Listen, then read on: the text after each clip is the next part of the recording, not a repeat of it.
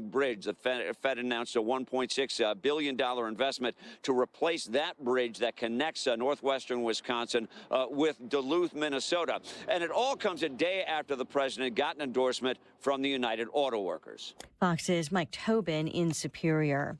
America is listening to Fox News.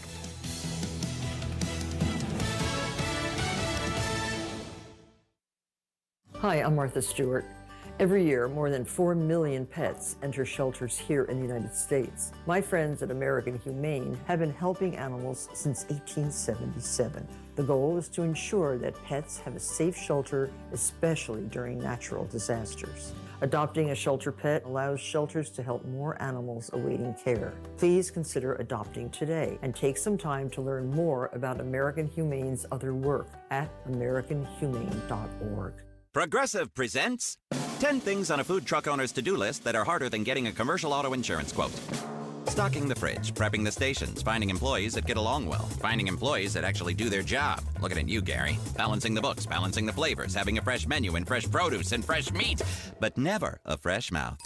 But the easiest thing on a small business owner's to-do list? Seeing if you can save on commercial auto insurance. Get a quote in as little as 6 minutes at progressivecommercial.com. Progressive Casualty Insurance Company and Affiliates. Coverage subject to policy terms and conditions. Air Comfort Service, heating, cooling, and insulation. Weather. We're not going to see a lot of change in temperature going through the afternoon. We should peak a high of about 48 with lots of clouds, some areas of fog, and an increase in rain. Tonight, rain kicks out early, otherwise mostly cloudy and 38 degrees. Friday, dry day, mostly cloudy and 48. More rain on Saturday, chilly rain, 42. Sunday looks dry, but lots of clouds, 42 again. This is 97.1 FM Talk. Chief Meteorologist Dave Murray.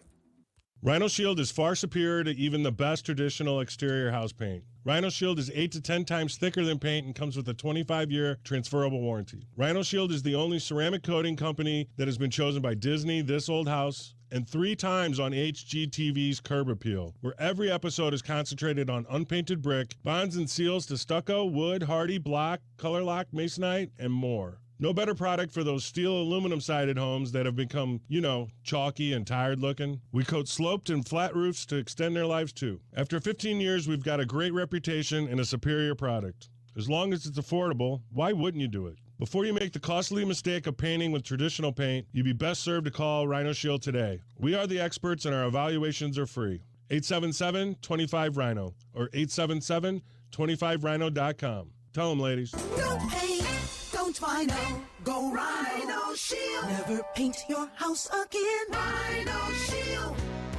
At Neovitin, we are all about supporting your nutrition, and that's why we are excited about our new Neovitin Omega-3 supplement. Neovitin Omega-3 is formulated with 1,200 milligrams of omega-3 fatty acids to help support healthy hearts. Our high-quality omega-3 fish oils are sourced from wild-caught fish and tested for heavy metals. With our convenient monthly subscription, you can get Neovitin Omega-3 delivered right to your door every month with no long-term obligations. Support your daily nutrition and sign up for a Neovitin Omega-3 subscription at neovitin.com today. Jewels on Hampton and St. Louis Hills is paying some of the highest prices on gold, silver, diamonds, semi-precious colored stones, coins, flatware, and fine watches on site. Jewels on Hampton is a premier jeweler featuring Alvanza's jewel art designs with an exquisite selection of diamonds, semi-precious stone jewelry, and vintage watches. Their expert design team can restyle your jewelry to today's contemporary style. They also do jewelry and watch repair. Need extra cash? Jewels on Hampton is paying some of the highest prices on gold, silver, diamonds, semi-precious colored stones, coins, flatware, and fine watches. Bring in your collectibles and clocks and sports memorabilia and figurines too. Jewels on Hampton, 4506 Hampton, just 3 blocks south of Chippewa, and jewelsonhampton.com. Call them at 314-752-5000, 314-752-5000, and jewelsonhampton.com. Jewels on Hampton. When you're trying to find quality candidates, all the searching, screening, and interviewing can become a job itself. You need Indeed, the all-in-one platform that makes it easy to interview, screen, and hire quality people. Visit Indeed.com/credit. The Annie Frey Show YouTube live chat poll of the day is sponsored by Ruler Foods. Low prices, no coupons. Ruler Foods. That is exactly what I needed to hear. Thank God someone here knows what they're talking about. That's us. That's right. Gotta love this American ride. Right? You need to take the time and get the full picture.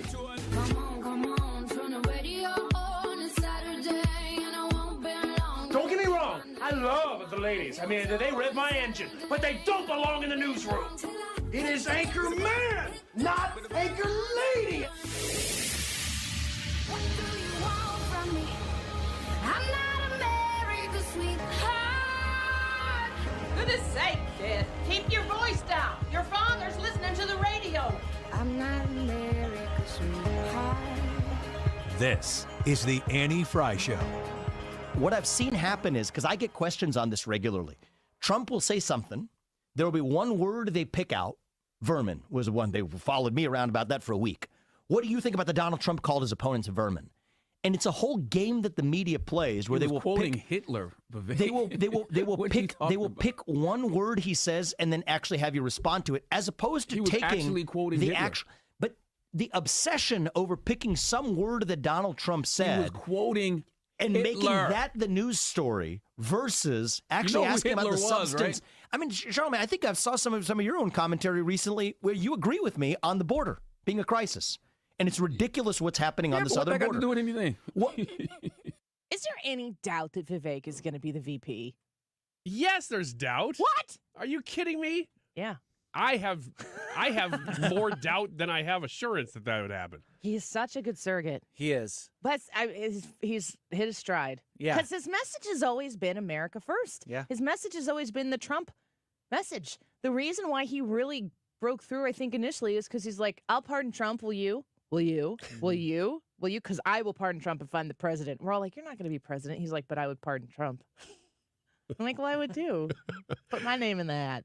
I mean, he's done a lot to make himself a real national figure in the span of a year.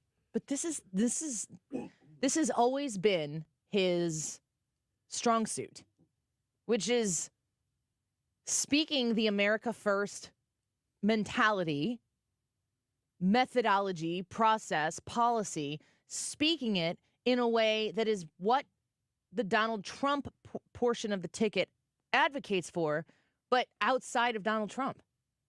So this is a conversation he was having with Charlamagne the God, which I just struggle with that. I know. I always want to say the. What's more pretentious, the God or Charlamagne? The God. Okay. Is it a capital G? I don't know. I know THA is how you spell the. That's all I know.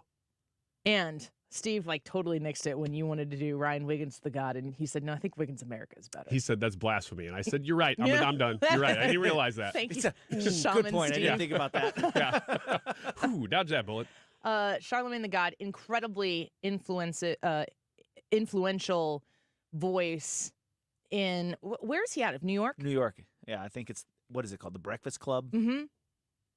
I mean, top influencer in radio and broadcasting is, I think, with iHeart. And he's the one who was interviewing Joe Biden when Joe Biden said, he just leans in. Didn't he say something about buddy? It's like, if you don't vote for me, you ain't black. And Charlamagne the God is like, whoa. Hold on now, boy. It is slow your roll, Joe Biden. He's very influential. I think Charlamagne the God is not, you don't know exactly what he's going to say, which is why he's probably so successful. You can't pre-program what he's going to say on his show or where he's going to come from. I mean, people might do that, but they'd be ignorant to do so because he's a thinker. He's got a perspective. It's in many situations different than mine. But I think that when he has something to say, it's interesting to listen to what he is trying to move as far as a point. When I listen to the Vivek Charlamagne conversation, there are so many things that Charlamagne has just conceded himself over to accepting as foundational basic fact, where he starts his argument requires a lot of agreement on assumptions from the other person in the conversation about Donald Trump. What do you make of the constant correlation Trump and Hitler? Not just like he's a fascist. He wants to be, the last leader of America. First of all, again, I remind you that if he is as old as you say he is, it can't last that long. It's not going to be for all time, forever and ever. I have never, ever heard Donald Trump speak in a way that made me think that he wants anything more than 4 more years for Donald Trump. I think he wants America First to last forever into the future, because I think he thinks America First is what the Constitution was initially based on to begin with. So America First is the continuation of the foundational elements of our country. He says vermin. He said poisoning the blood. These are things that Hitler has also said. Is Donald Trump making mistakes when he uses these phrases? Is Donald Trump knowingly saying things that Hitler said as a wink and a nod to his followers that dabble in those types of things? No. The only thing he might be doing knowingly is doing it to drive the media crazy. I don't know that he is. Does that mean that he knows what he's saying? I don't know. But if he knows that's why he's doing it, is to make people go, because he just loves driving people crazy. So the question, though, is, Brad, is he saying poisoning the blood because he knows that'll make people gasp, because he also knows that Hitler said that? Does Donald Trump say that because he wants to keep, the conversation about Donald Trump always? Which it does. Does he know what he's getting himself into? Let's listen to a little bit more of this exchange here, because it's a very interesting. What did he say? What did he say that quoted Hitler? Let's actually just go to the specifics. Let's just go to the specifics and do this, because this is exactly what happened. Oh boy! Pull it up word for word. Read me the whole paragraph. What comes before, during, and after. I don't even know what you're referring to, but I know enough of how the game is played that I just want to play this out. And he also said that he didn't know Hitler had used the term. Okay, and that was the poisoning the blood term. That's straight out of the manifesto. Just because somebody says a word that also appears in some English translation of the manifesto is some sort of weird game of gotcha. Just read to me the full paragraph block quote. You're saying quote. immigrants poison the blood of America? Give me Donald Trump's quote. We're not going to do the game of the secondhand, NBC News distillation of it. Just get to the primary source. Hold on. So what Vivek is saying here is, don't read me the super left-wing wakes up in the morning to hate Donald Trump report on what Donald Trump said, which is what Charlemagne's about to do here. Tell me what Donald Trump said, which I think is what everybody who wants to advocate for Donald Trump but more importantly, Donald Trump's message needs to start doing. Let's go to the primary source. But I still have that question. Does Donald Trump knowingly invoke buzzword phrases that Hitler has said to contort his opposition into knots because he knows he can? Here's more from that. Because I know Donald Trump, and he's not somebody who goes around quoting Adolf Hitler. It's just not a thing that happens. I know half this country is taught to believe by the media that that's what he does, but that's just not Donald Trump. I think the real number is 15, 16 million people into our country. When they do that, we got a lot of work to do. They're poisoning the blood of our country, Trump told the crowd at a rally in New Hampshire. That's what they've done. They poison mental institutions and prisons all over the world, not just in South America, not just the 3 or 4 countries that we think about, but all over the world. They're coming into our country from Africa, from Asia, all over the world, and he kept repeating the phrase, poisoning the blood of our country. Can you just do me one favor, because we got it? I think this is so valuable. Just read exactly Trump's quote. Read the whole sentence. Illegal immigration is poisoning the blood of our nation. Okay, and read the rest of it as you did. Just go the whole paragraph, because I think did. Just do it one more time, just so everybody hear what he actually said versus the news story. The term blood poisoning was used by Hitler. No, read what Donald Trump said, not what somebody wrote about it. He criticized immigration and the mixing of all races. Trump is doing the exact same thing. They're poisoning the mental health institutions. They're poisoning the prisons. Said poisoning the blood of our country. That was one line from a broader litany. Are we able to separate? There are 2 entirely different conversations taking place here. There's what Charlemagne is reading from a report on what Donald Trump said, and there's Vivek trying to make the point that he's saying Donald Trump was trying to make, that the poisoning the blood is going, it's not just the idea that people from other places coming here is bad. And this conversation starts with Vivek and Charlene together acknowledging that we do have an illegal immigration problem. So I'll ask you again yet. Do you have a strong opinion? Is Donald Trump using that phrase? Did that phrase just come out of his mouth because it flowed in the point that he was trying to make? Or does Donald Trump knowingly understand in his mind, this is a Hitler phrase, but it's not going to stop me? I still don't think that that's something that he thinks about. I don't think that I'm going to make some Trump supporters mad here, but Donald Trump doesn't strike me as the kind of guy that sits around reading books. Mein Kampf. Yeah, Mein Kampf, anything really. He doesn't strike me. Yeah, just a book guy. I kind of agree that he's not a big reader. They said when he would get his briefings that his team would have to come in and say it to him because he didn't like reading. And I relate to that. I do too. I'm an audio learner. And I would say that doesn't make me less well-read, because the way I consume things better and retain them is to hear them. Me too. Or to take them in shorter bits. So he doesn't strike me as that.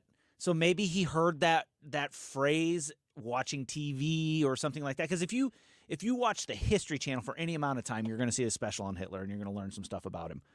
It's not that they're celebrating him. It's just there. It is, to me, it's just a phrase that he heard one time somewhere, and he's like, ooh, that's a good descriptive thing of what's going on. I'm going to use that when I'm speaking. I don't think he pre-plans. I don't buy into the 4D chess stuff. I think Donald Trump is a lot more off the cuff than he is pre-planned, premeditated. Would you hear poisoning the blood from anywhere else and immediately attach it to Hitler? Because I am going to tell you right now, I wouldn't. No. I definitely wouldn't with that phrase. I wouldn't, but especially with vermin, I wouldn't go, ooh, that's probably Hitler. That's a word, and you may not like the usage of the word or even the context of the usage of the word, but it is definitely not something that I hear and go, Hitler.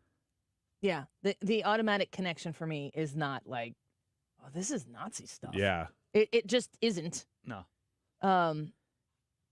And I think it's an important question. And I'm honestly telling you, I don't know if Donald Trump is knowingly invoking these phrases, because Donald Trump tweaks people. He loves to tweak people. He loves to say things. He insults people. It's his MO. So, but I am with you. I don't think that he's that deep into Hitler-esque languages that he would be doing this with that intentionality. Here's the last part of that conversation that we're. And yet we're sitting here obsessing over one word in a long paragraph that said poison the blood when it included a reference to mental health institutions and jails and other public resources in the United States. That is everything that's wrong with our media right now. Well, when you got, and I think that it's going to be people like you guys who are actually going to help lead the media out of this, because you are actually not beholden by the same partisan orthodoxy. But when you got a guy who said, talk about the actual substance, about what we need to address. It's hard to when you got a guy who says he wants to be a dictator for a day. It's hard when it's a guy who says it's hard when it's a guy who says you got to terminate the Constitution in order to overturn the results of an election. It's hard when it's a guy who's led an attempted coup in this country. Get over the derangement syndrome and focus on the actual problems we have to solve as a country. Here's the question. We're asking here, what does Donald Trump mean when he says poisoning the blood? Donald Trump, what did you mean? What were you implying when you said vermin? Ask him. Have him on your high-profile show and ask him. But not only will they not put him in a position to answer those, what I would consider to be tough questions, they silence his ability to reach those audiences. They put intention in his mouth and in his heart and in his head so that they can lay brick by brick every bit of Donald Trump's narrative for you. And then when he goes out to speak to the American people, all of the left-leaning press says you will not be permitted to access this. You will not be permitted to listen to Donald Trump's words in his own words. We will filter for you.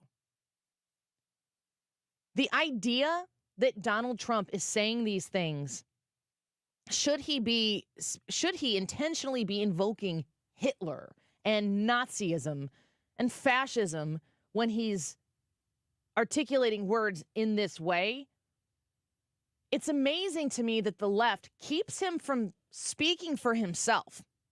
They do not permit him to speak for himself. And then it becomes canon to say that Donald Trump invokes Hitler and wants to do all of these things, and he doesn't have an opportunity to speak for himself to the American people through their outlets. They take his words, they apply intention, and then they keep him from responding. That is fascism. Yes. Because it is backed up by the censorship that comes from our American government. We've seen that in the Twitter files. We've seen that with the way that they've handled how we were permitted as American citizens to discuss COVID, to discuss the election, to discuss Hunter Biden's laptop. It has come from the government that we are suppressed if we don't believe the approved narrative, and the person who wants to challenge those who have the power is not allowed to speak. Folks, capital F fascism from the left. It's Alinsky's rules for radicals. Accuse the other side of what you're doing. I mean, I pulled a clip earlier with Kamala Harris saying if Donald Trump gets into office, he will weaponize the Department of Justice to persecute and prosecute his political opponents. And I'm sitting here like you? Like, freaking Peter Navarro is on TV being sentenced. Donald Trump is under however many indictments. You know, it's like, oh my gosh. Gaslighting. Stop it. Well, they're doing it on the border now, too. Like, we want to secure the border, but these extreme MAGA Republicans, they won't let us secure the border. You can follow up. You have to speak higher than he did. I can't. Let's go. Brad's feeling it. It's irritating. It's so disingenuous, and it's for no other reason, and you all out there know it. It's for no other reason than to just prove your point and maintain political power. You just want the power because you're self-righteous and you think that you know everything that's right. You're wrong on this. You lie about people, and you are not the good guy. You are the bad guy when you do that. It makes me, excuse me, sorry. It makes me look at the screen and I go, who are these people? Technical foul. You know what, though? He gets that mad. When Brad gets that mad, everybody is like, I know. Yeah, it's like finally somebody's getting as mad as I am about this stuff. Going more with the heart than the head. It's so stupid. It drives you crazy to the point that you're going, is anybody else looking at this? Am I nuts? Well, here's the thing. I want to believe that people are basically smart. And it just blows my mind that people continue to fall for it. And then they will look at you and be like, well, you're stupid because he tells you what to do. The only matrix that you have to decide on how other people do things is the matrix that you have in your head. So you're like, well, Joe Biden tells me what to do, so I do everything that he does. That must mean that MAGA does everything that Donald Trump wants them to do. And it's not true.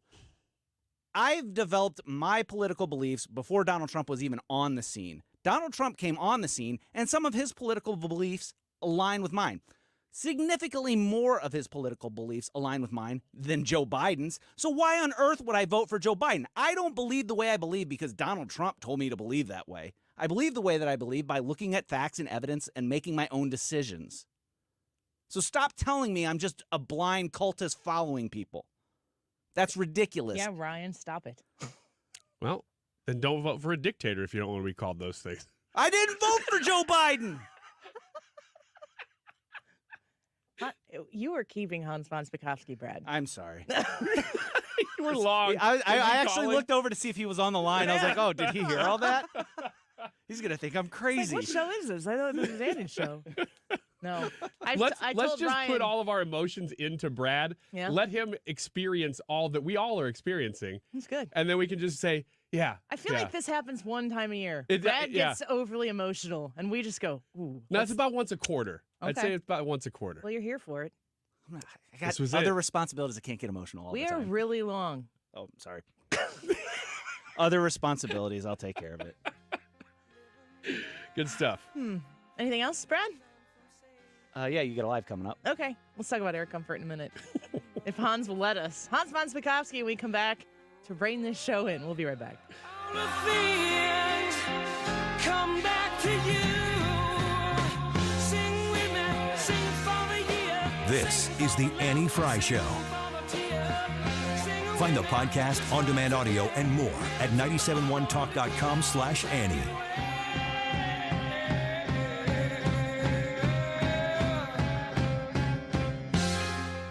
If Air Comfort Service isn't in your phone book on your phone right now, I think that you should make that be the case. It's really simple, obviously. Just put this phone number in your phone, save it as Air Comfort Service, and keep it for a cold, cold day.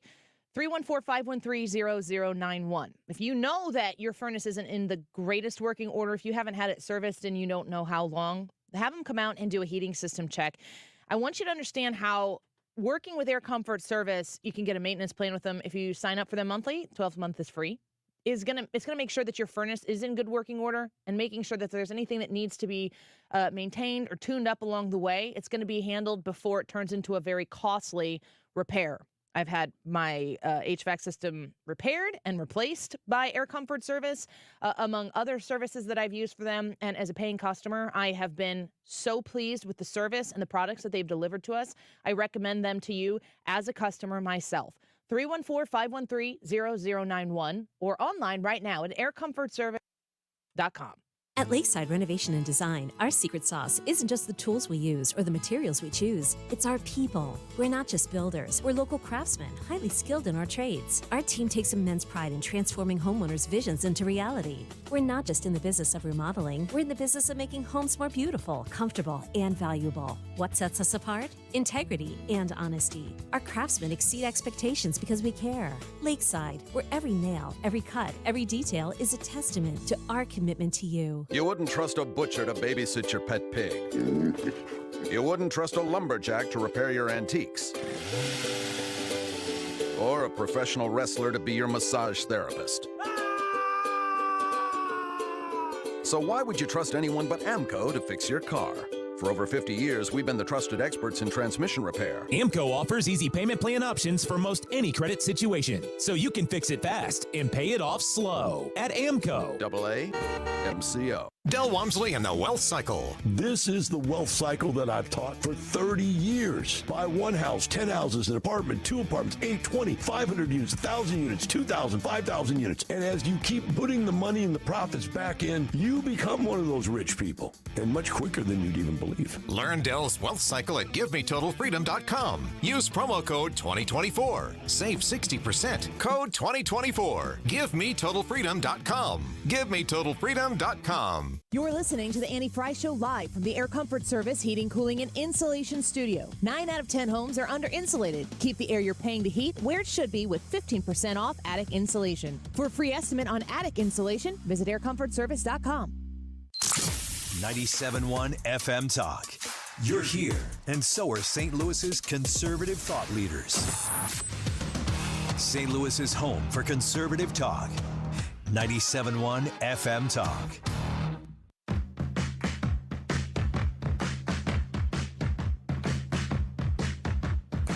All right. Yeah. This is the Annie Frey Show. Follow Annie on Twitter at Annie Frey Show.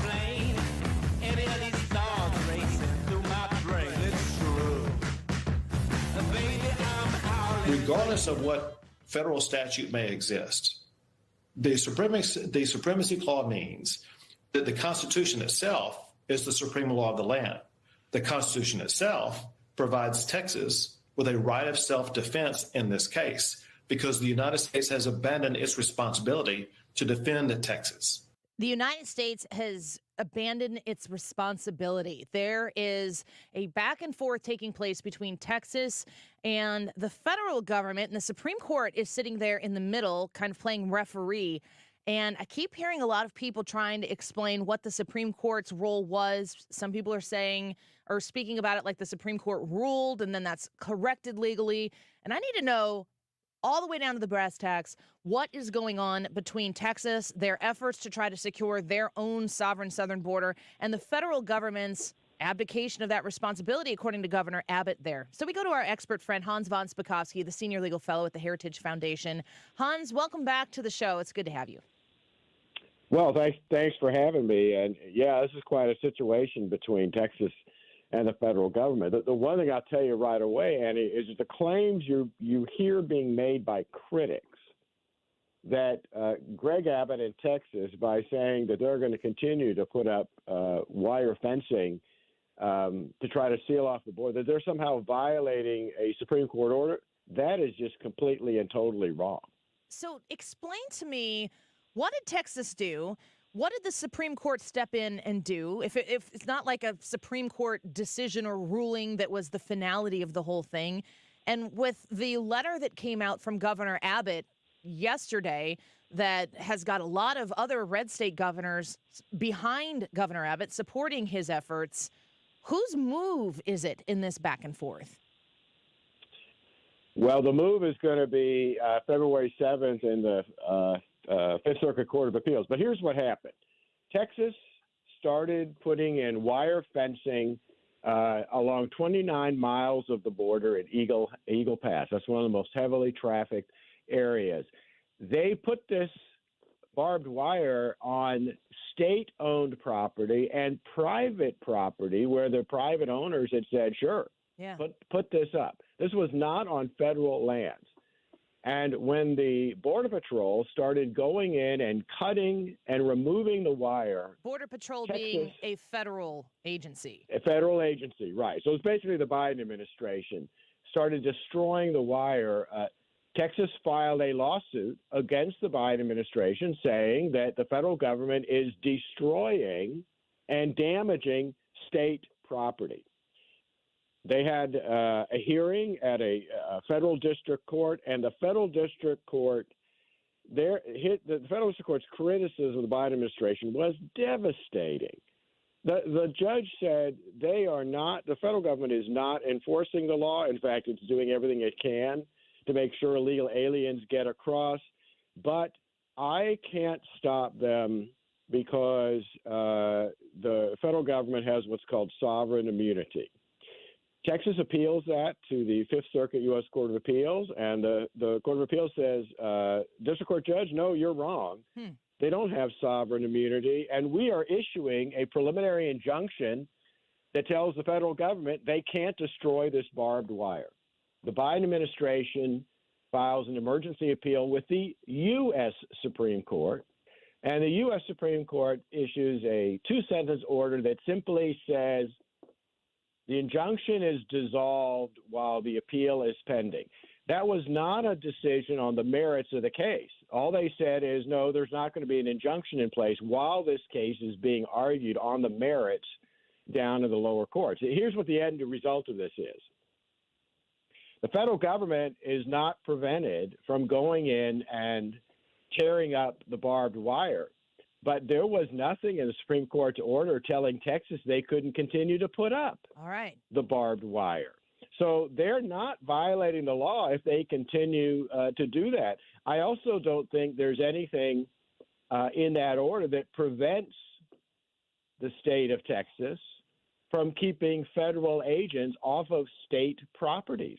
So in some ways you have kind of an impasse there. But like I said, the criticism of the government was just devastating of the federal government by the lower court judge. You know, it seems to me that in this conflict that we're seeing here, this exercise of constitutional federalism, the sovereignty of the states versus the power of the federal government, it seems to me that this needs to be pushed as far as it possibly can to ultimately, even if it doesn't stop the problem, to identify whose responsibility it is to protect and maintain a sovereign and secure border for our country.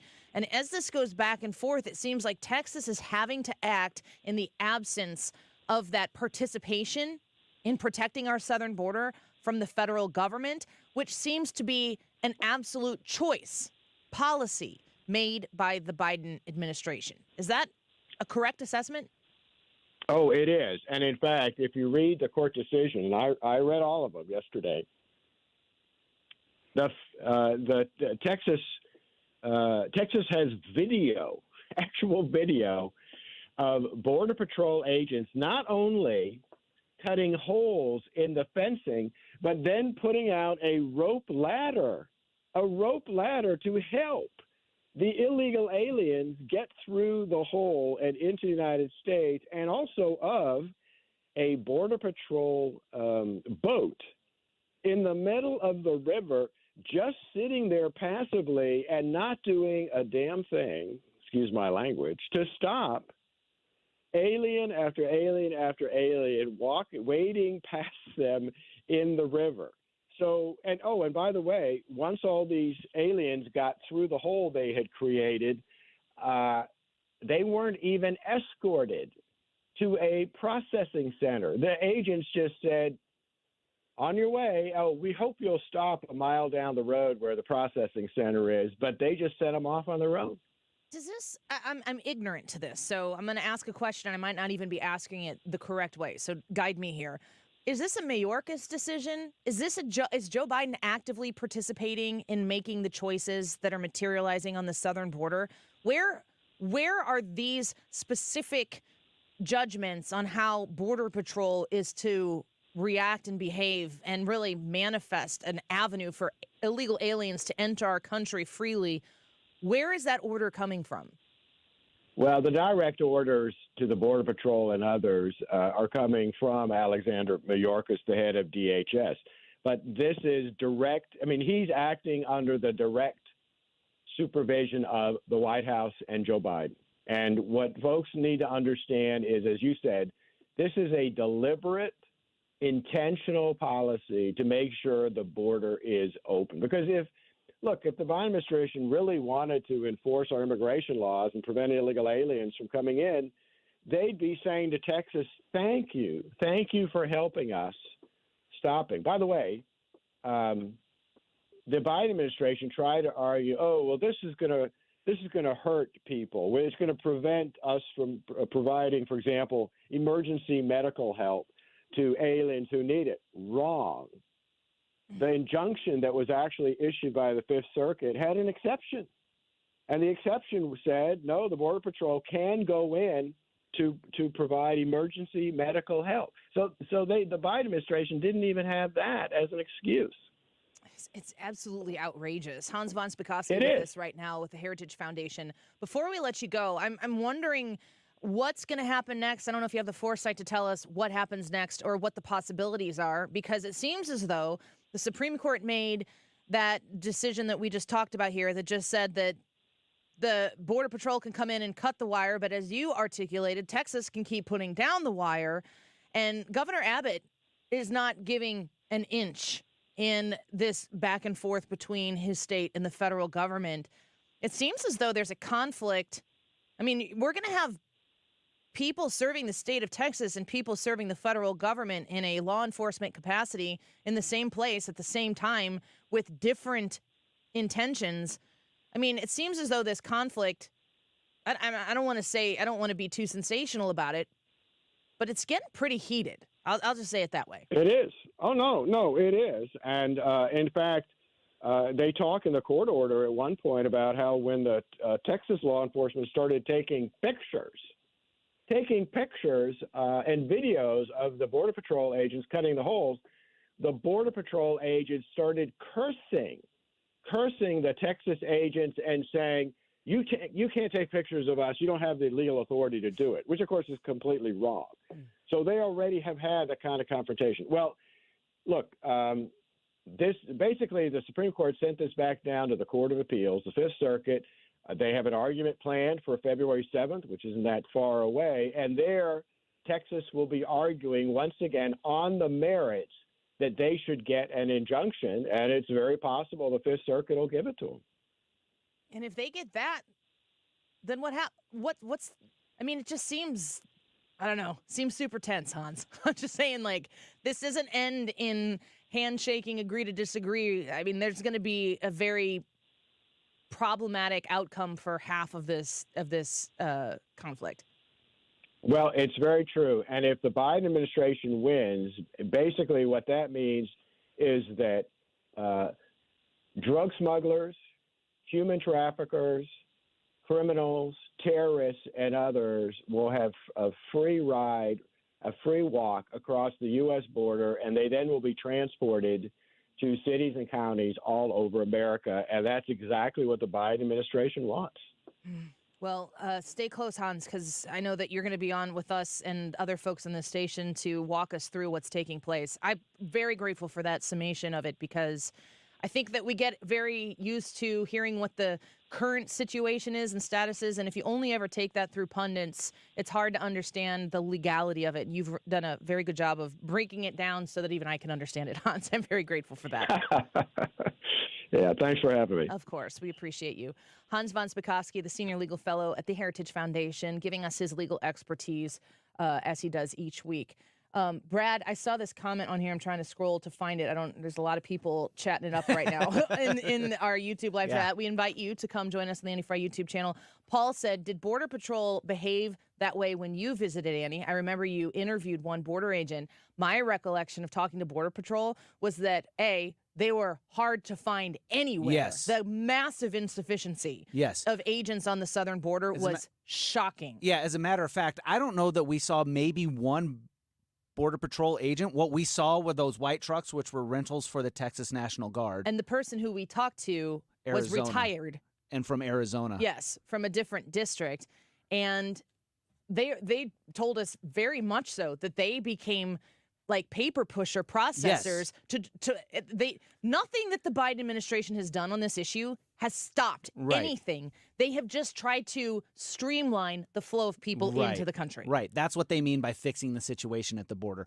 What that agent from Arizona said is you would start your day and maybe you only had about 10% of your workforce available to go patrol the border because the rest were doing paperwork. But by I think he said by lunchtime, all those 10% had encountered migrants and then were back at the border station processing and doing paperwork. So from about noon to the rest of the day, they didn't even have enough agents to secure the border. They are not patrolling the border. They are facilitating illegal immigration on behalf of orders from Mayorkas, ultimately Biden. What they are doing is not turning people around and sending them back. If they encounter somebody, they take them back to the because what ends up happening is these migrants come across and they're like, I'm claiming asylum. Well, now you got to process their asylum claim. And so that's what they're doing. They're going in and they're claiming asylum, whether or not they have a legitimate case for asylum.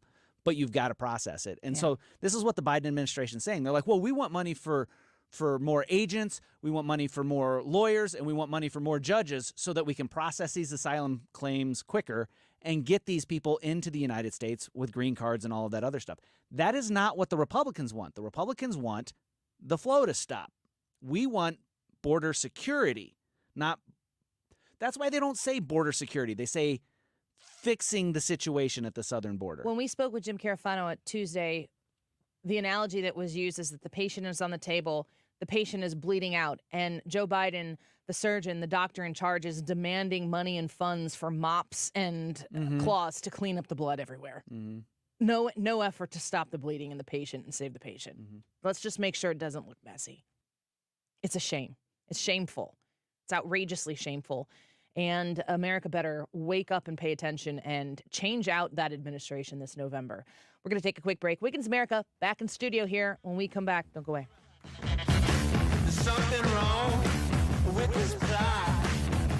You're listening to The Annie Frey Show on St. Louis's home for conservative talk. Find the podcast, on-demand audio, and more at 971talk.com/Annie.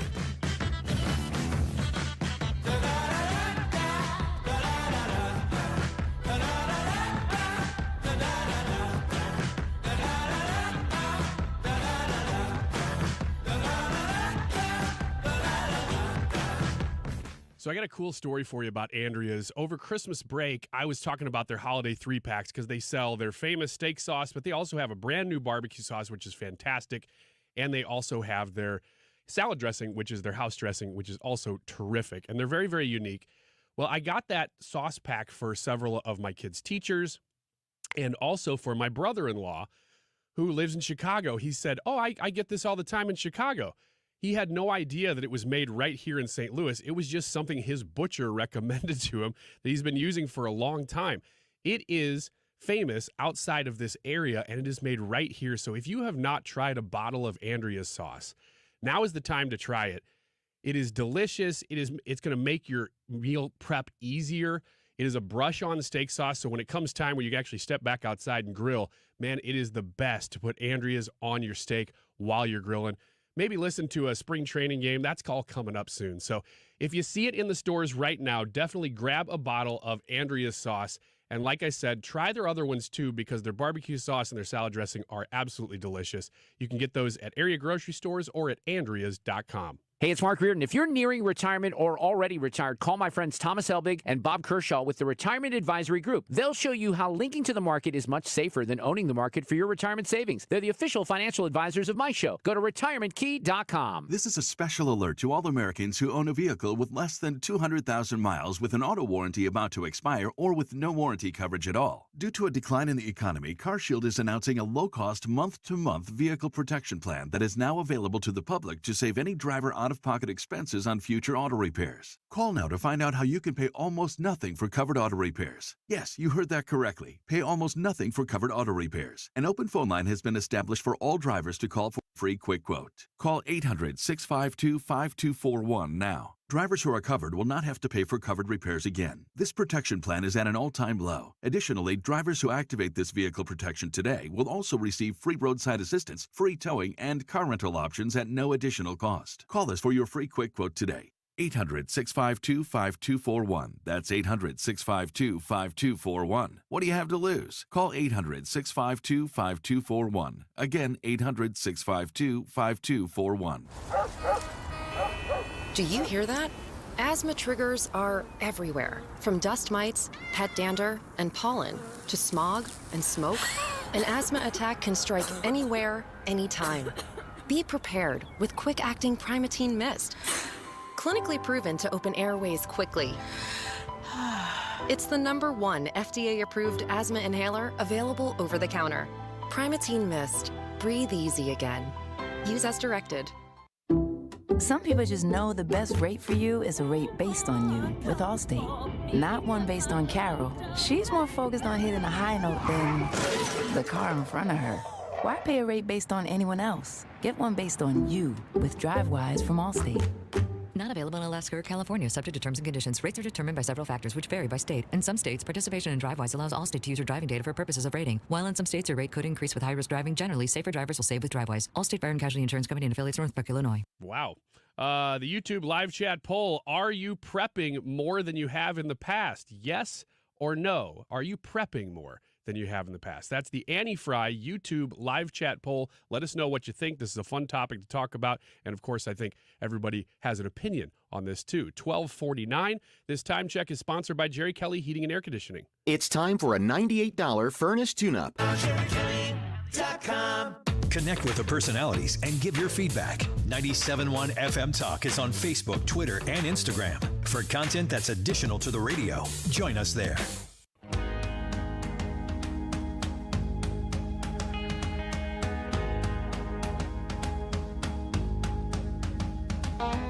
This is the Annie Frey Show.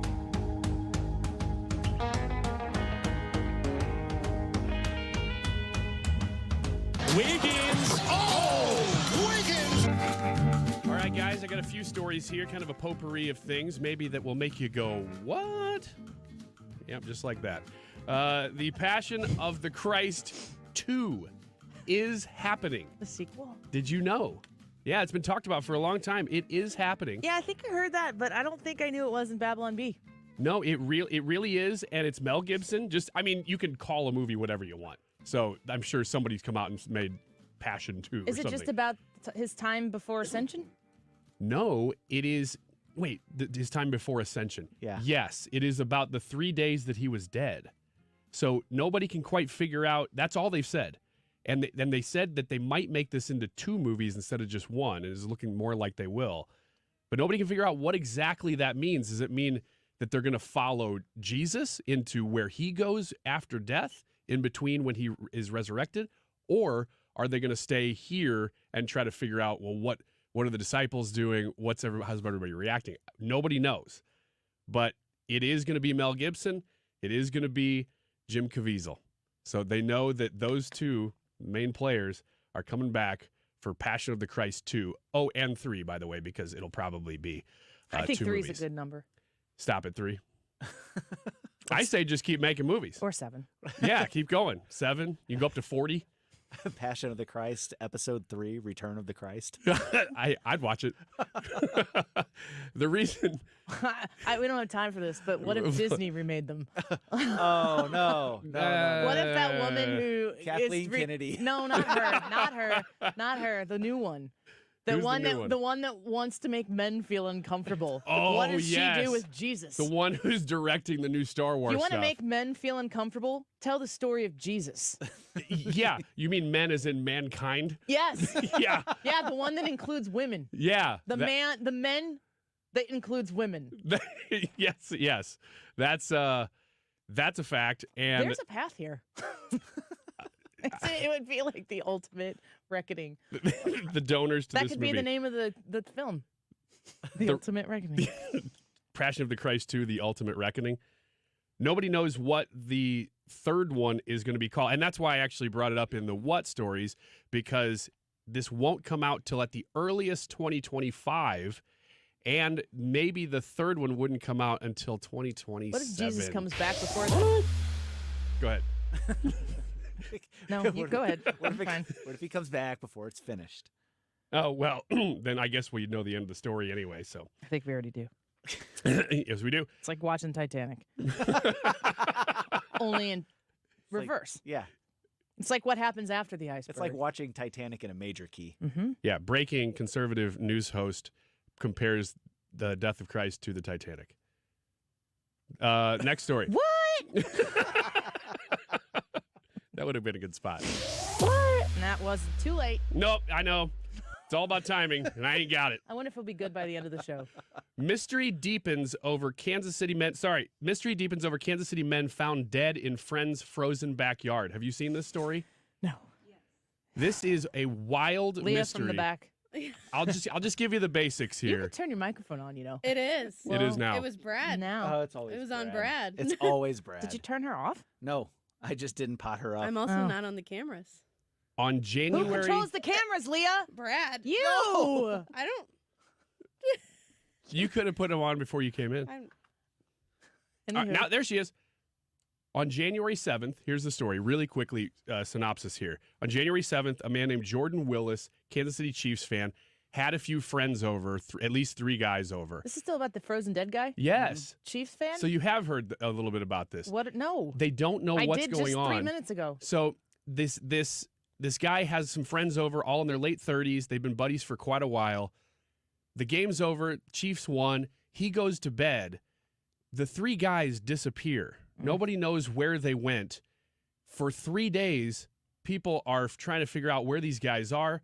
They're dead, frozen in his backyard. Ruh-roh. He has no idea that they've been there for 3 days. Their cars, though, are still parked outside his house. That's what they can't figure out. Were these guys drunk and they passed out and froze to death? But all 3 of them together would have done this, and the guy didn't know it? I feel like this is more than a 90-second story. Yes, I agree. But the news is they're doing toxicology reports now to try to figure out what happened to these 3 guys. And That's so sad. There's so much here, and it's the fact that it was in Kansas City just sort of adds almost like a local story that's playing out in national news. So that one is very, very strange. Nobody can figure out what's going on or who knew what. The guy claims to have known nothing. What? Last story, great one to end on. Farting passenger causes American Airlines flight to return to gate. Is that the one you flew back from Florida on? This has nothing to do with me. Is this why your flight was delayed? Flight was reported delayed after the plane ran into some unexpected flatulence. An excessively gassy passenger who had to be removed. I blame Pete Buttigieg. So they interviewed a guy who was on the plane. He said the guy just was farting and saying things like, "Well, how about this smell?" What? And then said whatever people would say to him, he said, I couldn't hear what other people were saying to him, but he was telling them they were rude. Come, Lord Jesus. So they turned the plane around. It was not in the air yet. It was still on the tarmac. They were like, this guy's going to be such a problem. They didn't even take off. They just went back to the gate. Where was this flight going from? Good question. I don't know exactly where it was. Nowhere, Phoenix apparently. to Austin. Phoenix to Austin. It's not a long flight. No, it's not. That had to be some bad gas. American Airlines, no flatulence here. Yeah, and they keep going, sir, you're being rude. And apparently one of the quotes he kept telling them, you guys are just so low class. So he needs a toxicology report on him. Yes. Are you sure it wasn't you? The spat continued, and In the your scuffle mind, let's caused the be plane honest. to turn around. Do we know what this guy looks like? No, but I yes. feel like he wears a fedora and has a neck beard. I don't There's a picture guy him being small and nerdy. in Fenton right now wearing a fedora with a neck beard going, You guys are being so rude. That is- I am insulted, sir. that is beardest of you. It's the first time I've ever heard of this being the reason a plane didn't take off. Just too much farting. God willing, the last time as well. Yes. But he didn't protest. He got up quietly and left. Silent but deadly. It's terrible. I got nothing. I will not follow up with that with Tyrus. We'll be right back. As long as I can dream. Your home, business, or church looking tired, chalky, or in need of curb appeal? Go Rhino. Tired of painting year after year? Go Rhino. Our unique 3M ceramic technology is perfect for brick, stucco, aluminum, steel, color lock masonite, and more. It's backed by our 25-year transferable warranty to not chip, crack, or peel. Great if you're staying, and even better if you're selling. Our ceramic coating allows you to maintain all of your architectural features. The decision to do vinyl will leave your home looking like a plastic moldy box. With Rhino Shield, in 15 years, your home will still have that, wow, it looks like you just got it painted. We've done large condo complexes, parking garages, pole barns, and commercial strip malls. We coat sloped and flat roofs to extend their lives too. Evaluations are free. 877-25-RHINO or 877-25rhino.com. See what we did there? Genius. Tell them, ladies. Don't paint, don't vinyl, go Rhino Shield. Never paint your house again. Rhino Shield. What's your favorite four-letter word? Chances are you've said it more than a few times dealing with this crazy world we live in. But at Compass Retirement Solutions, our four-letter word of choice is hope. Hope for a better tomorrow. And hope that your retirement plans don't take a back seat. You've watched inflation soar, and maybe your retirement future feels a little uncertain right now. But all hope is not lost. Find out exactly how much risk you're still taking with your investments. Find out how you may be able to save big on taxes. And find out how having a written retirement plan just might give you the hope you've been looking for. Call today to set up a meeting. 314-373-1598. That's 314-373-1598. Compass Retirement Solutions. 314-373-1598. Firm offers insurance services but does not provide tax advice. Investments and services offered through Compass Retirement Group, a registered investment advisory firm in Missouri and Illinois. Investing involves risk, including the potential loss of principal. KFTK FM Florissant. From the Under Law Injury Lawyers, GetJim.com studio. 97.1 FM Talk. Always live on the free Odyssey app. It's destined for the U.S. Supreme Court on Lisa Brady, Fox News. That's Peter Navarro's take just after the former Trump trade advisor was sentenced to 4 months in prison for contempt of Congress after defying a subpoena from the January 6th committee. His defense attorney telling reporters, this case is now teed up for the Court of Appeals. Judge Maida himself recognized this was a serious constitutional issue. They argue Navarro's hands were tied, essentially, because former President Trump claimed executive privilege. A federal judge telling Navarro today that's not magic dust to avoid a duty. Trump's been in court in New York, where he could testify in his own defense at a civil defamation trial as writer E. Jean Carroll seeks damages, claiming continued defamation by Trump, who still denies ever meeting her after being found liable for sexual abuse and defamation in the first civil trial last year.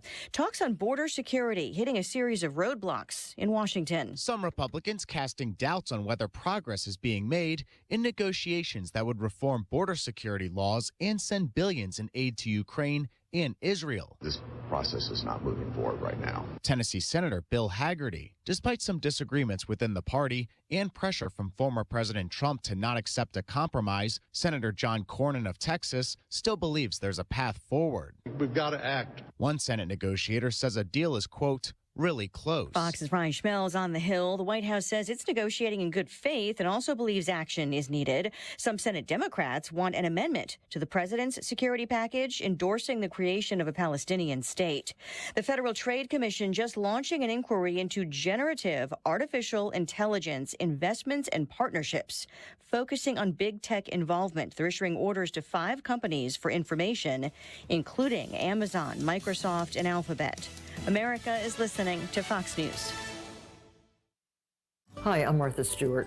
Every year, more than 4 million pets enter shelters here in the United States. My friends at American Humane have been helping animals since 1877. The goal is to ensure that pets have a safe shelter, especially during natural disasters. Adopting a shelter pet allows shelters to help more animals awaiting care. Please consider adopting today and take some time to learn more about American Humane's other work at americanhumane.org. Progressive presents 10 things on a food truck owner's to-do list that are harder than getting a commercial auto insurance quote. Stocking the fridge, prepping the stations, finding employees that get along well, finding employees that actually do their job. Looking at you, Gary. Balancing the books, balancing the flavors, having a fresh menu and fresh produce and fresh meat, but never a fresh mouth. But the easiest thing on a small business owner's to-do list? Seeing if you can save on commercial auto insurance. Get a quote in as little as 6 minutes at progressivecommercial.com. Progressive Casualty Insurance Company and Affiliates. Coverage subject to policy terms and conditions.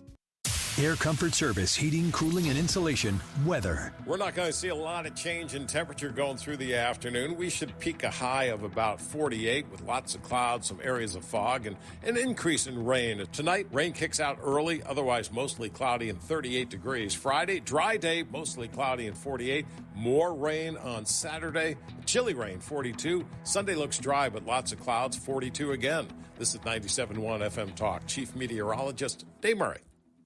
The Doobie Brothers are coming to Hollywood Casino Amphitheater August 24th. The Mark Cox Morning Show has your chance to win tickets. If you want to listen to the music, you'll tune in all week from 5 to 9 a.m. That's the Mark Cox Morning Show with your chance to see the Doobie Brothers.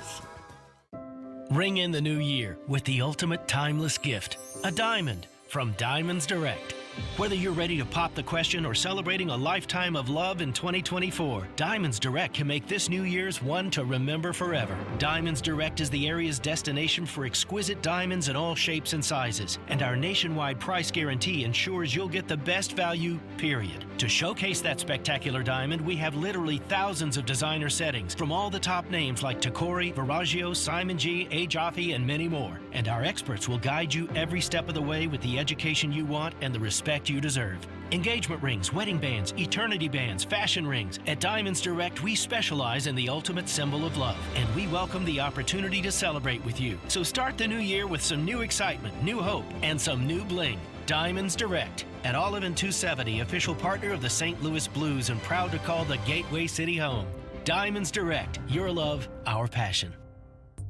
Just imagine being walked all over for 36 years. Who would do that? The great customers of Reinhold Flooring, that's who. For over 3.5 decades, Reinhold Flooring has been the mecca for carpet, hardwood, vinyl, laminate, and area rugs. Reinhold Flooring is customer-driven with a focus on top-quality products and installations from the best team in the business. So come on in and walk all over your next flooring at Reinhold Flooring. Visit them at 5429 Telegraph Road in St. Louis or online at reinholdflooring.com. The cost of education can be a burden. That's why Missouri's Most 529 program was created, to help folks save for their loved one's education. Contributions to Most 529 accounts grow tax-free and are eligible for a state tax deduction of up to $16,000. Families can save for K-12, college, trade, or technical schools. To learn more, go to MissouriMost.org or type Most 529 into your search engine. Sponsored by the Missouri State Treasurer's Office. I stopped smoking with Mark Patrick's hypnosis when nothing else worked. 1 year later, my wife Michelle and I attended the Mark Patrick Weight Loss Hypnosis Seminar. In 2 months, lost 43 pounds, and she lost 18 pounds. And we feel great. Seminars Tuesday, January 30th at the 4 Points by Sheraton St. Louis Fairview Heights in Fairview Heights, and Wednesday, January 31st at the Holiday Inn Express and Suites St. Louis Airport in St. Louis. Weight loss seminar 5:30 p.m. Stop smoking seminar 8 p.m. Sign up at markpatrickseminars.com. That's markpatrickseminars.com. The choice of a lawyer is an important decision and should not be based solely on advertisements. I'm Jim Onder. Not all law firms are created equal. Don't risk your future with just any firm. See how Onder Law is different. Onder Law. Call 314 or 618-900,000 to learn more. The Annie Frey Show YouTube live chat poll of the day is sponsored by Ruler Foods. Low prices, no coupons. Ruler Foods. That is exactly what I needed to hear. Thank God someone here knows what they're talking about. That's us. That's right. Gotta love this American ride. All right, you need to take the time and get the full picture. Come on, turn the radio on. It's Saturday and I won't be long. Don't get me wrong. I love the ladies. I mean, they rev my engine, but they don't belong in the newsroom. It is Anchor Man, not Anchor Lady. What do you want from me? I'm not America's sweetheart. Goodness sake, kid. Keep your voice down. Your father's listening to the radio. I'm not America's sweetheart. This is the Annie Frey Show. Welcome back to the Annie Frey Show. Appreciate you being with us this Thursday afternoon. The YouTube live chat poll, I haven't mentioned this yet. I think Ryan talked about it a little bit in the time check in the 12 o'clock hour. Brad, are you prepping more than you have in the past? Yes or no? Some people commented, prepping for what? Your answer in this poll is no. Yeah. We did this story on Mark Zuckerberg and his Hawaii investment. Let me go back to the Yahoo story. Oh, no, go Fox Business because we did the Yahoo story earlier. This is just from the 23rd, which is 2 days ago. On Fox News, Mark Zuckerberg is reportedly investing an eye-popping amount of money in his Hawaiian branch to feature several facilities, including an underground bunker. Now, when you and I talk about prepping, we might add some green beans to our canned stock supply. Not really a $1 billion, $100 million, whatever it is, investment in moving underground. No, but they might be good green beans. Like I get the Del Monte. I get the Ruler Food ones, the Kroger brands at Ruler Foods. They prices. sell some of those there too, I think. Well, yeah, name brands too. Yeah. All right. She just gave the camera a thumbs up if you're listening on I the gave radio. Ruler Foods a thumbs up. Thanks for sponsoring the show and saving my family money every time we shop there. There are more stories that are coming up like this, and I don't know. I'm always kind of wondering if five really super rich, famous people, celebrities, are all doing the same thing, but you can stitch that into a news story that grabs people's attention. Does the coincidence that people are expanding an underground investment also imply that they know something?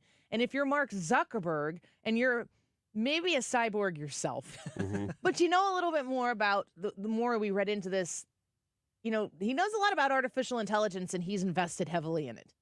So I would presume that he knows a few steps down the road further than you or I do. Maybe not Ryan. No. Have you got an underground bunker? I can't say. Naturally. Based on the flooding in your basement. The figure adds to the $170 million that Zuckerberg, that's the secret. That's the diversion. Yeah. It's more of a swimming pool, isn't My it? basement is Oh, flooding. my basement's flooding. I've been doing a lot of squatting and digging. I mean, bailing water. I'm doing it by hand, just digging right through my basement wall. It's more of a foxhole than a bunker. Yeah. But Do you find yourself prepping? Not more than usual. Which although is none at all? I mean, you've said before that this isn't what you do. It's not what I do because to me, prepping would look like just keeping extra canned goods, which my wife is like, well, maybe we should keep some extra canned goods in the basement. And I'm like, we have them in the cupboard. You know, what's the difference between having them upstairs versus downstairs? So that to me is our prepping, is just keeping a little extra food around, maybe more canned goods than we usually would. And Mark Zuckerberg building this type of investment underground doesn't make you go, maybe I'll add some guns. Okay, your stuttering says you are not prepared. I'm going to ask our friend Tyrus about it. Let's see what Tyrus has to say. You're becoming like my most stable relationship. Enough said. The regular on Gutfeld, you've seen him here in town. He's a Fox News contributor as well, and his book is out right now, Get Enough Said. If you haven't yet, you will appreciate the opportunity to do so. Tyrus, I'm asking our listeners today if they're prepping more than usual because Mark Zuckerberg has decided to go underground, $100 million investment in buying a bunch of land in Hawaii. And I don't know what he's protecting himself from, but I'm wondering if this has caught your attention. I think you should be prepping anyways, given just what's gone on with our infrastructure and our transits. Our ships are still, no one's talking about it. But our ships are still backed up. We're still not getting everything, things like, and in the weather, we're getting some really rough weather in Louisiana. So I prep all the time. Like I always have water as high as me. That you keep some cash and some canned goods and some stuff, the top ramen, the easy stuff, and shotguns with ammunition and all that good stuff. So I think everyone should be prepping a little bit, just given the fact that we get so little honest information from this administration. So, and we're seeing, and it's funny, buying land in Hawaii and stuff. I don't know if you're hanging out on the island is the safest place to be, but I'm sure there's another reason. But Oprah was buying up stuff like that too, I think, in Maui. She was trying to, after the fire, was trying to buy everyone's land out from underneath them. So obviously the elite know something we don't, and they're just always look at their behavior. They start buying up stuff or investing in stocks that, like, all of a sudden they're buying all kinds of stocks in like water and stuff. And then you really need to be paying attention to what's going on, but always prep. Yeah, following suit a little bit. And when you see a little bit of a consistency with this much of their own money invested in it, you kind of raise an eyebrow and go, wonder what that's about. If you compare a lot of these folks, at least on the surface with their words, they're heavily invested in this idea of climate change and that things are going to get totally out of control from a climate standpoint. But also, like you said, if you look at what's going on in the world today, I got a Fox News alert that I haven't been able to dive completely into, but apparently there's a United States ship somewhere around Taiwan that China didn't like. That's the summation of the headline that I just got. It's hard to pick a point on a globe right now that isn't a bit on the edge of their seat. And it's funny to me how this is what we were told would absolutely happen if Donald Trump became the president. And it seems not even an important topic of discussion for at least the left-wing media while Joe Biden is the president and the world appears to be a dumpster fire. Yeah, it's funny. Everything they said that he was going to do, they're doing it. So were they trying to put it out there to get away with it because they got to crack a few eggs to get where they want to go? And again, that falls on the American voter to fall for that. Hopefully they don't fall for it again this upcoming election. But I think just in general, the behavior of our administration has, I said it the other day on the 5, like it just doesn't feel good. It's like being in a humid, hot room. It doesn't feel good right now when you say I'm an American. When you look at the behavior of our government, you see how we don't really do anything unless somebody else does something. The half-assed natured support of Israel after Israel responded is just discouraging, blowing up buildings, and it's only when one of our allies attacks and we follow it up. But again, it just doesn't feel right when we're seeing these equity hires in the highest offices and the behaviors we're seeing, and it's depressing, So I think that has a lot to do with, and other nations see it, they know it. Russia, North Korea, they're selling missiles. They're doing their thing. Like, they're not concerned with the United States. Even Israel's kind of like, the last report we had is that President hasn't talked to him in over a month. Gee, I wonder why, because it's going to take him a month to put together another conversation. So it's just, and it's a really, I think the dinner bell's rung, and our adversaries are emboldened, and we worry about things that are non-existent, like gender identity politics, instead of actually what's going on. So it's a frustrating time. Well, your book is Enough Said, and your title for that goes along with your willingness and ability to articulate a very straight-to-the-point message that resonates with people. If folks haven't checked you out on Fox Nation yet, you've got a stand-up special that everybody should watch called Here and Now, and encourage people to watch that as well. I want to put my faith in our nation's ability to self-regulate, because that's how we, the people, needs to function, where the government answers to the people, and that order of business always needs to be respected and maintained. And you are out there talking to real people on a regular basis, not just behind a camera at Fox or wherever you might be. I'm wondering if you mentioned the DEI stuff and some of this nonsense diversionary tactics that the people who control the narrative get to put in front of us. What do actual Americans care about? And going back to what you said earlier, it feels kind of icky to say you're an American right now. What do you think Americans out there want to be able to say that it means when I say I'm an American? Well, they want it to basically mean freedom, to be who you want to be in a capitalistic republic, to where you can work your butt off and move up the ladder. You know, you can change from being on government assistance to being in a mansion. This is the only country that you pretty much can do that. So you just want to feel good about stuff. And here's the thing. And I travel. I don't do bodyguards. I don't do security. I do my own driving. I do my own shopping. Because if you're truly great, you can take your kids to school, like Mike Tyson would say. So, and the general consensus is it's just a frustration. I think it's the American people across the board have been insulted a little bit. And this isn't the ones who sit on social media all day. These are the ones who work. These are the ones who pay bills. These are the ones who make decisions on, are we going to have a family vacation this summer? Am I going to put money away for my son to go to school? Like real Americans who don't have time to sit and complain about first word feelings every time someone doesn't like something they say. And I think the camera has been on that group for far too long, and it's by design, because we're all arguing over what is a woman, which is ridiculous. Instead of like, hey, why are eggs still $7.99? Why is an average tank of gas $3.89 a gallon? Why are we still not getting our products on time? Why are our planes breaking down? Our trains breaking down? You know, why does no one want to enlist in the military anymore? These are things that, you know, why do we keep spending billions of dollars to Ukraine, and then come to find out the money's missing, it's misappropriated, they can't find some of the armory that was supposedly purchased?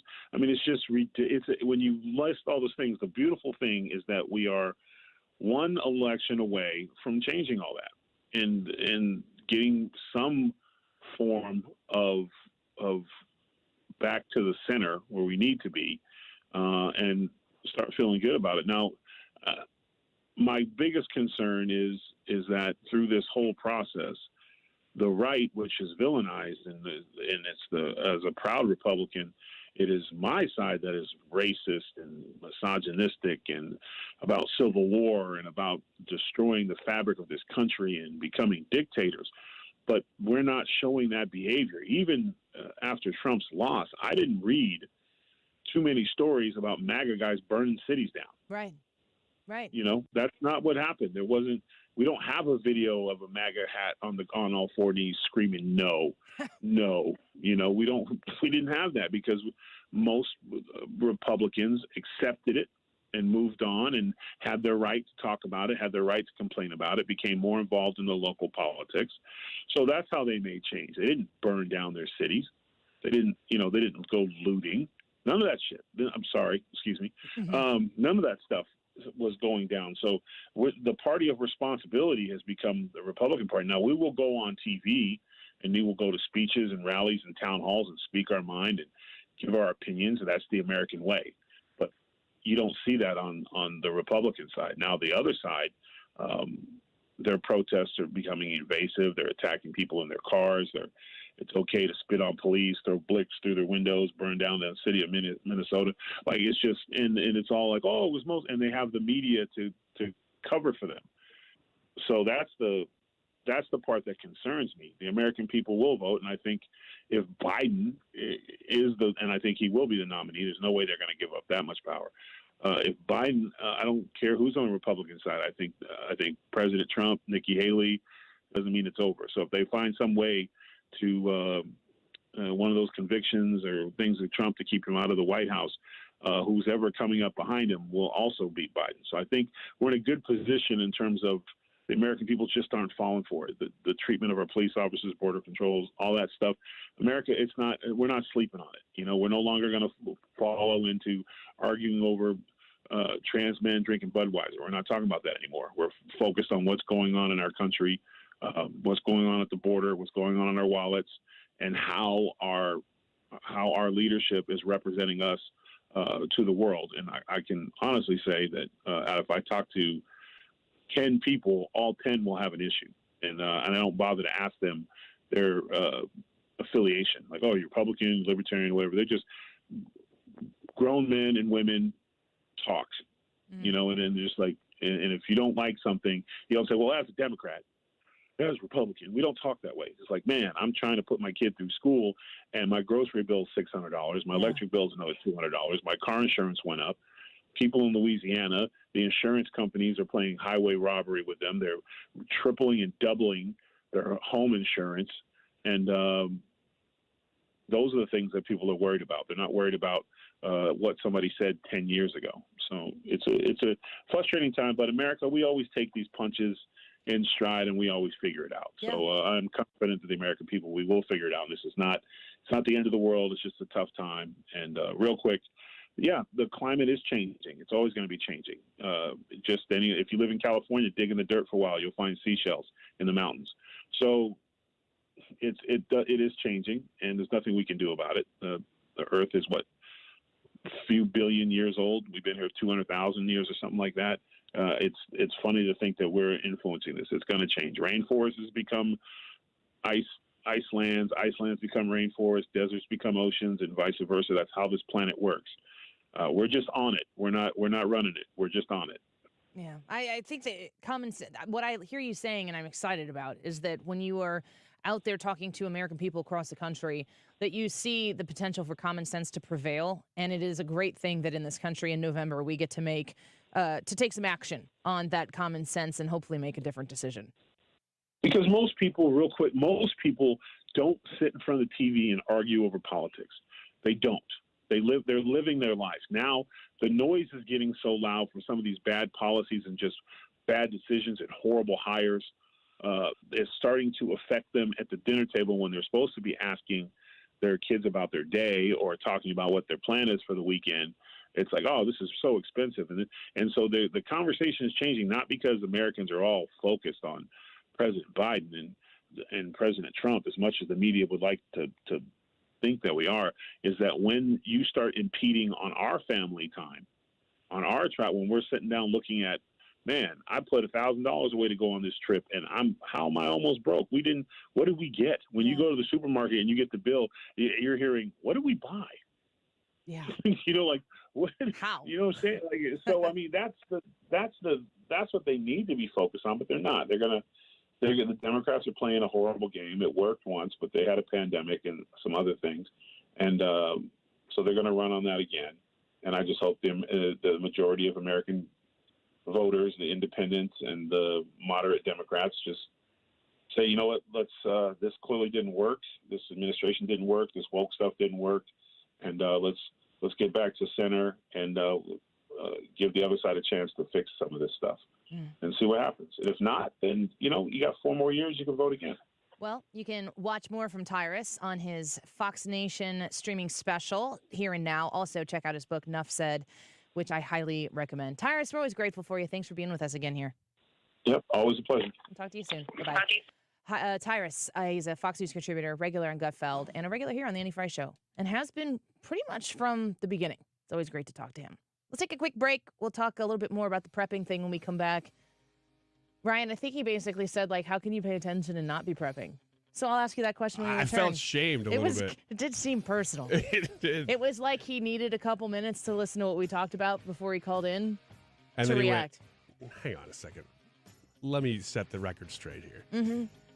So I may have to take some advice there. Yeah. I mean, he was very rational. Let's discuss that and your responses to our YouTube live chat poll. Are you prepping more than you have in the past? Yes or no? Annie Frey YouTube channel. We'll be right back. You're listening to The Annie Frey Show on St. Louis's home for conservative talk.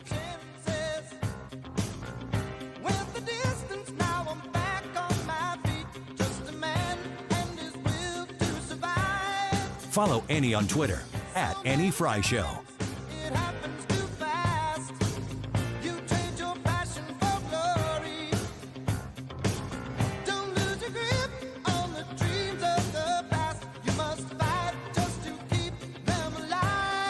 We're all busy. We're working, we're running errands, trying to take care of the kids. It's really easy to put things off. One thing you do not want to put off, though, your annual eye exam. The doctors at Ophthalmology Associates not only gave me the most thorough eye exam I've ever had, but they're also experts in the diagnosis and treatment of all diseases of the eye. Everything from dry eye to macular degeneration and cataracts. Think about this. Your eye health is the window into your overall body health. Doctors Greg Birdie, Ranja Malhotra, Robert Brusati, Andy Royer, and Samuel Berry, they can look at your eyes and even tell in some cases if you have early stage diabetes, heart disease, lung problems, even some forms of cancer. They're called the doctors' doctors because they've treated more than 250 doctors. The best part about this is that most insurance plans cover the cost of your annual eye exam. Set up your appointment today, 314-966-5000. Again, 314-966-5000, or go to youridoc.com.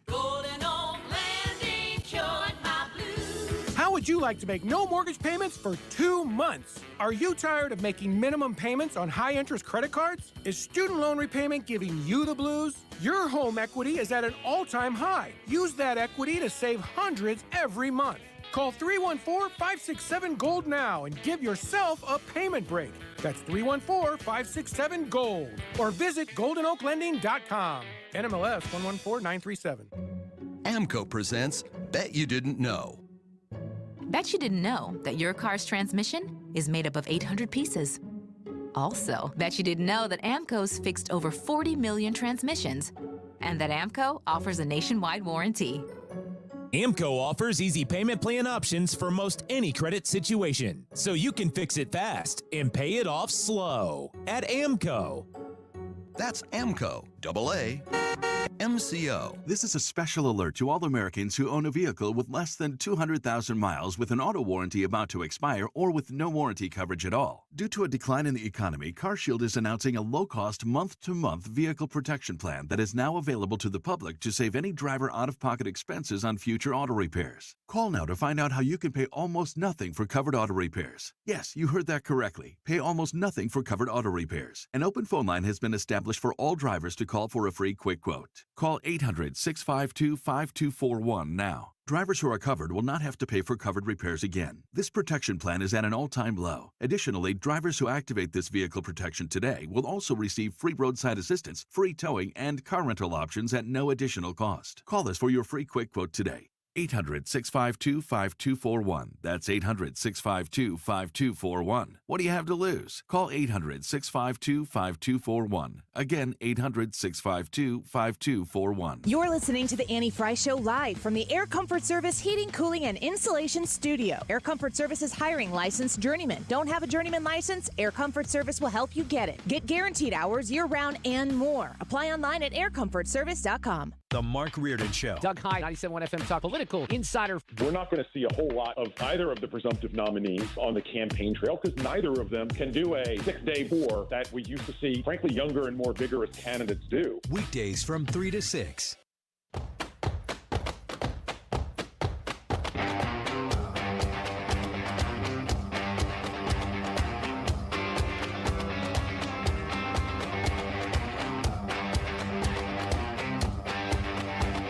The Annie Frey Show is streaming online. Watch us live on YouTube and subscribe.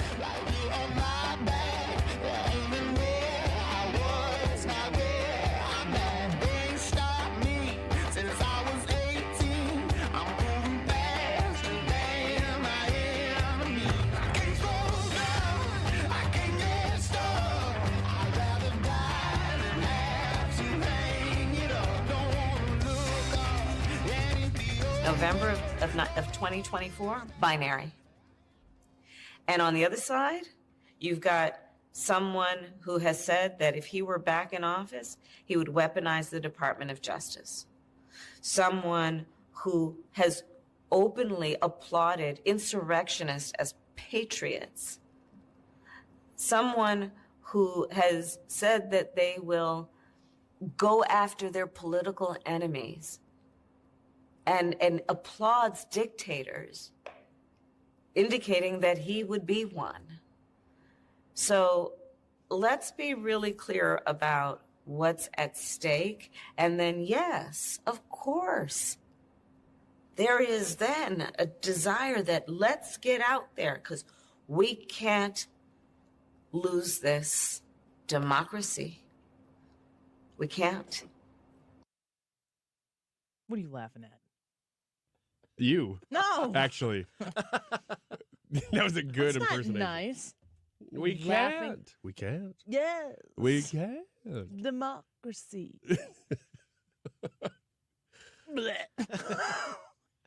I will agree with her on one thing.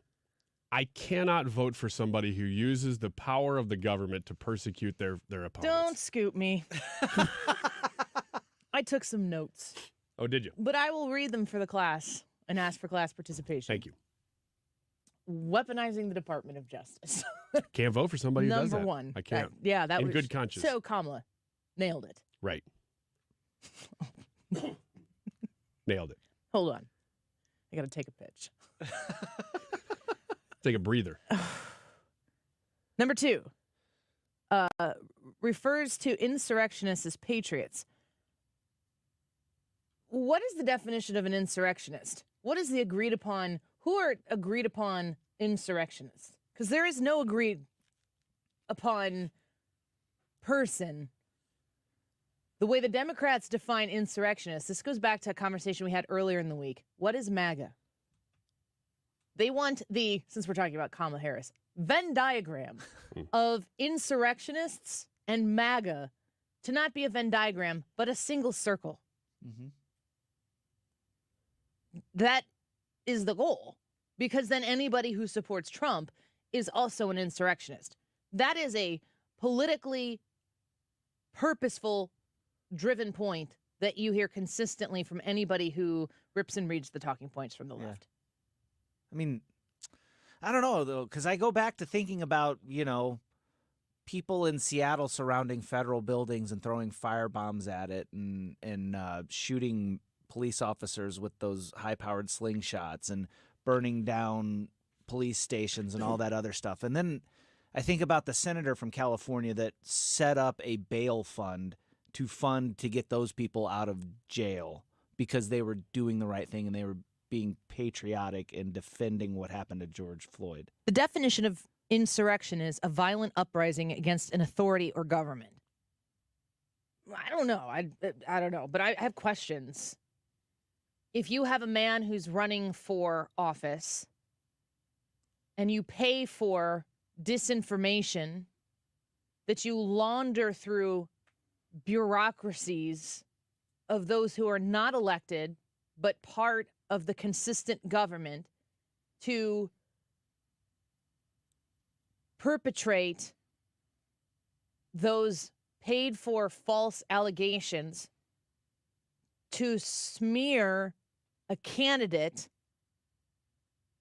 who has a right to run for the presidency, and you get multiple different federal agencies and bureaucracies involved in participating in an active lie, using the lie to get access to listen in and use the powers of the federal government to spy upon said candidate. Wouldn't that be a violent uprising against an authority or a government, and the authority in this country being the American people? Ooh, that's a good one.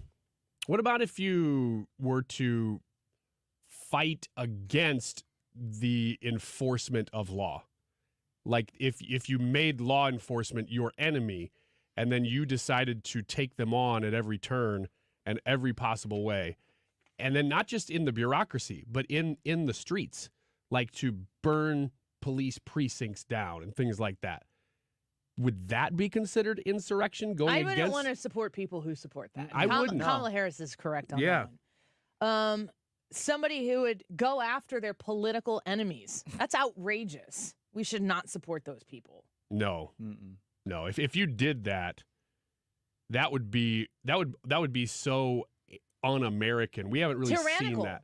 Yeah, it would be. Like, you should stop those people in their tracks. That is what dictators do. And we don't want to have a dictator fascist in the White House. Well, that's a segue that I will lean into.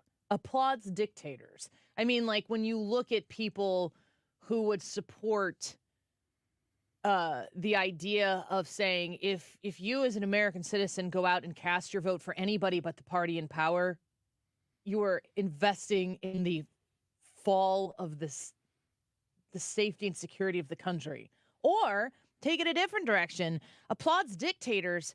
I mean, if you were somebody who were in charge of this country and able to make policy and take American taxpayer dollars and fund people who fund terrorism and in a dictatorship fashion run their country in a way that is in direct opposition to the safety and security of America, we would not want to support that person. Kamala Harris is spot on. Right. And then, we wouldn't want the like real life other dictator fascist governments then funneling money to those people. Like, we would not, if I ever saw a dictator or the administration of a dictator funneling money to one of my leaders, I would not vote for them. Yeah. Or an instance where you would put upon a leader who would come in and maybe casually dabble in like dictatory kind of things, but not actually want to be a dictator, but still work to take the power and the reach of the federal government and limit what American people could do by taking their tax dollars and then imposing upon them restrictions about like things, appliances that they could use in their kitchen or cars they could drive or how they could choose to get from point A to point B, but then also making weak deals with those other nations who laugh at us because they do nothing to invest in those climate change excuses that the American federal government uses to press upon the American people in the same breath that they used to take money from the American people that ends up going to our enemies. I agree. And if those dictator regimes, for whatever reason, felt emboldened during your administration, if they felt so bold that they thought, you know what, I'm going to actually flex my muscles and invade other nations, other democratic nations, that to me would look like you were almost enabling dictators to push their power further. And I would not be for that, personally. Kamala Harris for president. I know. And she hasn't done any of that stuff. She hasn't done anything. She loves diagrams, and I love that about her. That's a really good place to start. Diagrammed information. I think we said all we need to say. The whole segment. There's one separate point from that when I heard that clip this morning, I kept thinking, what is it about a second term from Trump that they say, he's going to be a dictator? What is it that means? I would love to ask somebody who goes, I'm afraid of him becoming a dictator. They should ask him. That's what I said earlier. Exactly. What does it mean that you would be a dictator? Or that even somebody who would support that? What does that look like? Because you can't just say dictator and then give no examples. I think we were just giving pretty good examples of what that might look like. Yeah. But what in a second term for Trump would a dictatorship look like? Because I'm just curious. They used the word enough. I would like to know. Well, it's ironic because Kamala Harris answered that very question. We all watched the television coverage of just yesterday. That's on top of everything else that we know and don't know yet, based on what we've just been able to see. And because we've seen it or not doesn't mean it hasn't happened. It's clear. But just limited to what we have seen.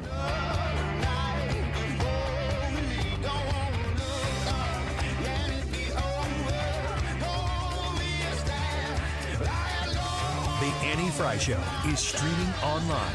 Watch us live on YouTube and subscribe.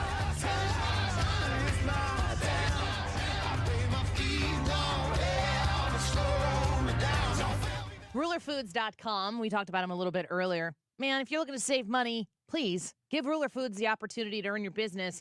They have the name brands that you count on. I know people are like, God, I don't want to add in yet another place to get all of my groceries. Go to Ruler Foods and see how much of your grocery bill you can take care of there, and then compare the bottom of that receipt to what you're used to spending. It's going to make your jaw drop. Saving money on your grocery bills is a great way to improve your budget because it's a repetitive purchase that you're going to make. Ruler Foods has savings on the name brands that you count on, but they also carry Kroger brands at Ruler Foods prices. When you shop at Ruler Foods and you walk in the store, you know, it's like other places that maybe you've shopped at before where you put the quarter in, you get the cart, you maybe bring your reusable bags or buy some bags at the counter. But you go through the store, everything is really well laid out. It's clean. It's a fun experience to go in and see these prices one after the other. Be like, wow, that's cheaper. Wow, that's cheaper. Wow, that's cheaper, over and over and over again. Join my family and so many other 97.1 listeners who have started their shopping at Ruler Foods. You can find yours closest to you by putting your zip code in at rulerfoods.com. Tune into the Del Walmsley Radio Show. Del, self-made millionaire and founder of Lifestyles Unlimited, will show you how to live the life of your dreams and pay for it with passive income. Listen to the Del Walmsley Radio Show this Saturday afternoon from 1 to 2 p.m. on 97.1 FM Talk. 971talk.com has your tickets to the Roots and Boots Tour 90s Electric Throwdown at the Family Arena November 9th. Sammy Kershaw, Aaron Tippin,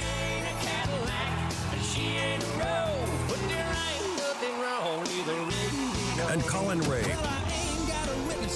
And I can't prove it, but that's my story, and I'm sticking to On stage together.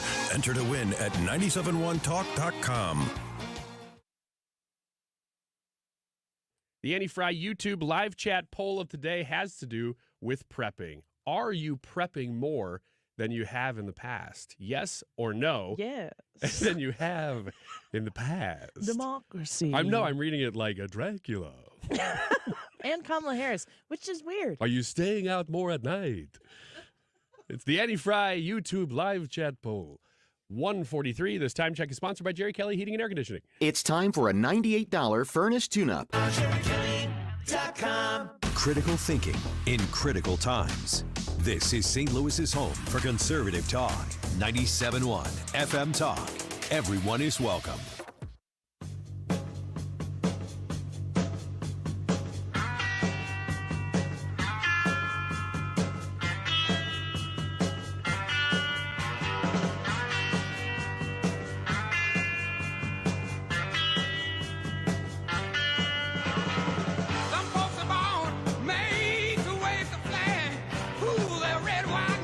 This is the Annie Frey Show.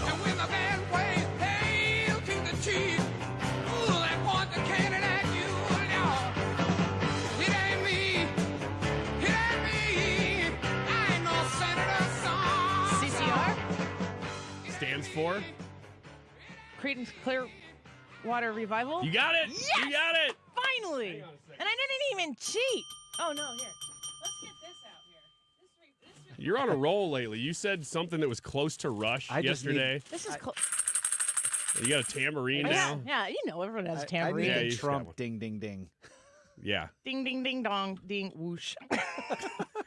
I got this Disney on Ice care package, which I totally appreciate. Disney on Ice is coming to St. Louis. What does this do? Does it light up? I'm going to be honest, though. Don't give a little kid a tambourine. Oh, my gosh. Oh, it does light up. There's a speaker on the back of that, Don't too. give a little kid a tambourine, but do give Ryan Wiggins a tambourine. Does it play Let It Go? Let it... No. No. Is there a worse Disney song than Let It Go? Man, I thought you would have loved it. I'm surprised. I thought cannot- that was your thing. I respect Idina Menzel's career success, but her voice makes me want to be frozen and not be able to hear it. I cannot handle Idina Menzel's voice. I agree. It's so shrieky. It doesn't sound like a good cartoon character singer. It sounds very... Broadway. There's a yes, but like there's a ton of personality and character in her voice. And she is a Broadway performer, and she's incredibly accomplished. But it doesn't translate to my ear in a way that doesn't make me wish I didn't have ears. It just doesn't, she doesn't sound like a cartoon to me. Mm-mm. She sounds like a grown woman singing on Broadway. Anyway, Disney on Ice coming to St. Louis. You should come. I think my kids are going to go. Okay. Not 100% sure on who's taking them yet. Whoever's taking them, send them with this tambourine. Say, have a good time. Do you give other people's kids noisy toys? No, we don't really buy them at all. If I did, though, I would give them to your kids. You join the club. I did that to my brother for the first few years. You're that guy. Yep. It was fun, though. Drum kit. You know what? We did It get a wasn't drum kit when our kids were about 3 years old. Just know that if you give my kid a toy that is completely and totally obnoxious that I know is going to make me have irrational thoughts, I might just throw it away. Or Like those donate little, it. you remember those little sound machines that were like little keychains, and they would just say phrases? Those don't really exist anymore, do they? No, I wonder why. I don't know. No idea. Do you support the decision of a parent to filter gifts that come into their household if it's obnoxious and going to add to your home in a way that is not a positive addition, to just say, this is out?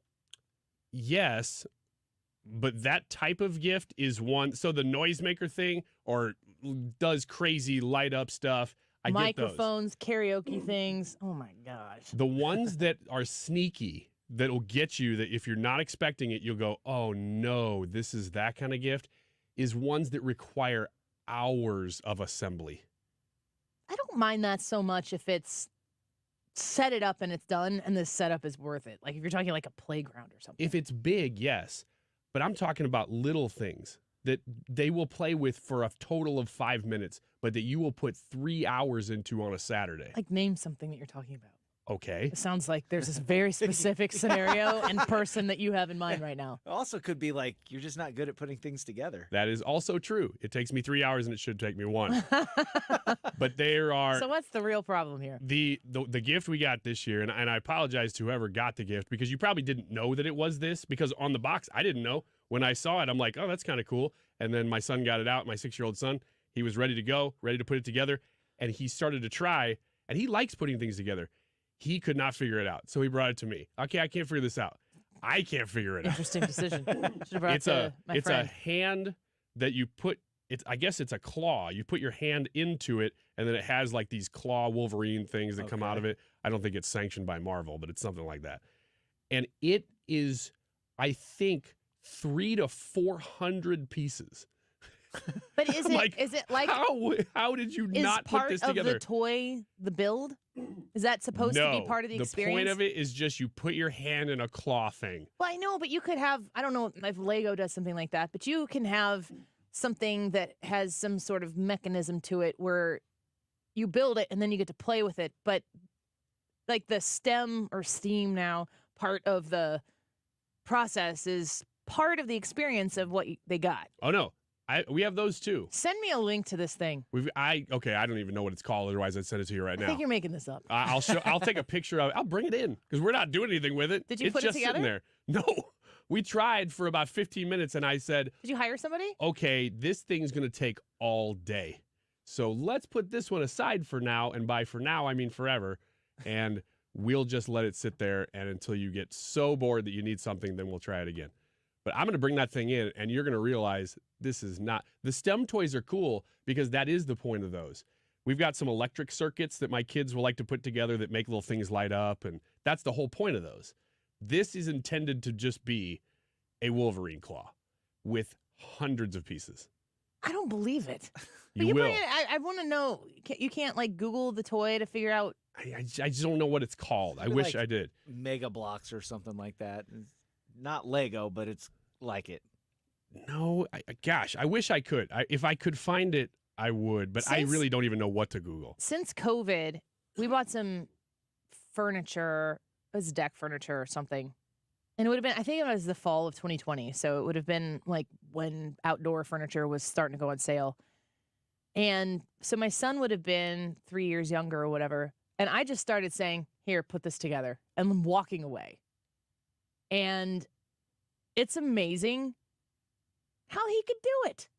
And he was like, I don't know how to do this. This is how they talk when they're like 11. I don't know how to do this. I don't even know. I'm like, here are the directions. Figure it out. And they figure it out. And honestly, I don't know how to do it either. I hate directions. So I want to, in my mind, there's just something about sitting and reading through directions that is, I don't want to do it. I just want to be like, obviously this goes here, this goes here, this goes here. And I don't need these extra pieces. There's always extra pieces anyway. But they could do it. And I mean, my son was older than 6, so that's a little bit different. But do you like the thought of giving your kids things that they can spend time building and constructing? Because I'm thinking about when you were talking about having to put stuff together, it's like, here's a gift for the child, and it requires a huge sum of attention from the adult. And then if you magnify that times Christmas or birthdays, if it's a big birthday or something, then that can be a significant amount of time. Much, much smaller scale. Stop making kids' menus complicated for kids to do in restaurants.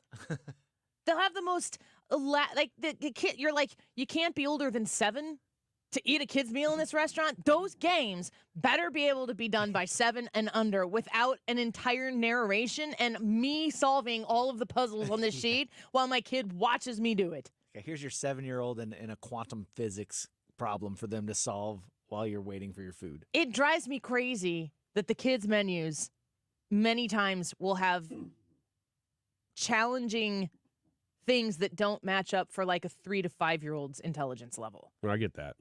Because yeah, and I agree with that. Once you get to be 9 years old, you're not really doing those. You might do it, but it's almost like ironic. You're doing it, but it's like, I don't really need this anymore. But yeah. I guess I will. But my 2-year-old who got crayons and a word search. Mm-hmm. Yeah.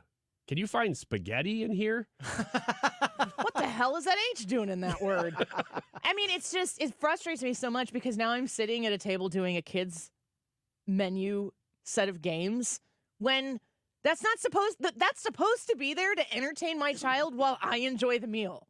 And now my child is like, you're not doing this puzzle fast enough. Oh, give him a crayon, something to color, maybe a red crayon, maybe an apple. There. All right. Since we're there, I need to bring up a grievance as well.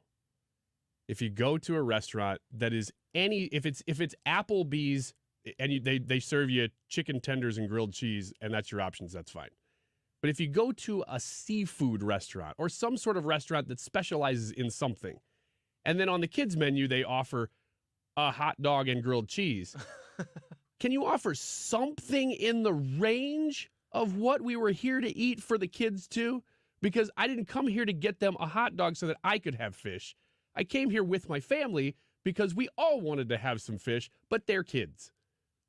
I don't think so. Yeah. Yes, you do. No, I think hot dogs and grilled cheese and mac and cheese and that's maybe fine. A grilled chicken. You can have those options. Just give me one more option that's in your lane. Yeah, I can see that. My kids aren't going to want it.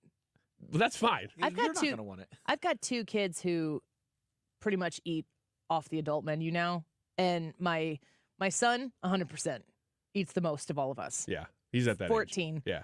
My oldest daughter can eat an adult that can get like a kid's meal, and it is such, if you're not somebody who is in the presence of kids meals frequently, you can pay $8.50 for a kid's meal that has like a wedge of grilled cheese and a small applesauce pouch and a little milk. Yeah. It's outrageous. It can go the other way too, which is weird. You can, but you don't know until you've experienced it.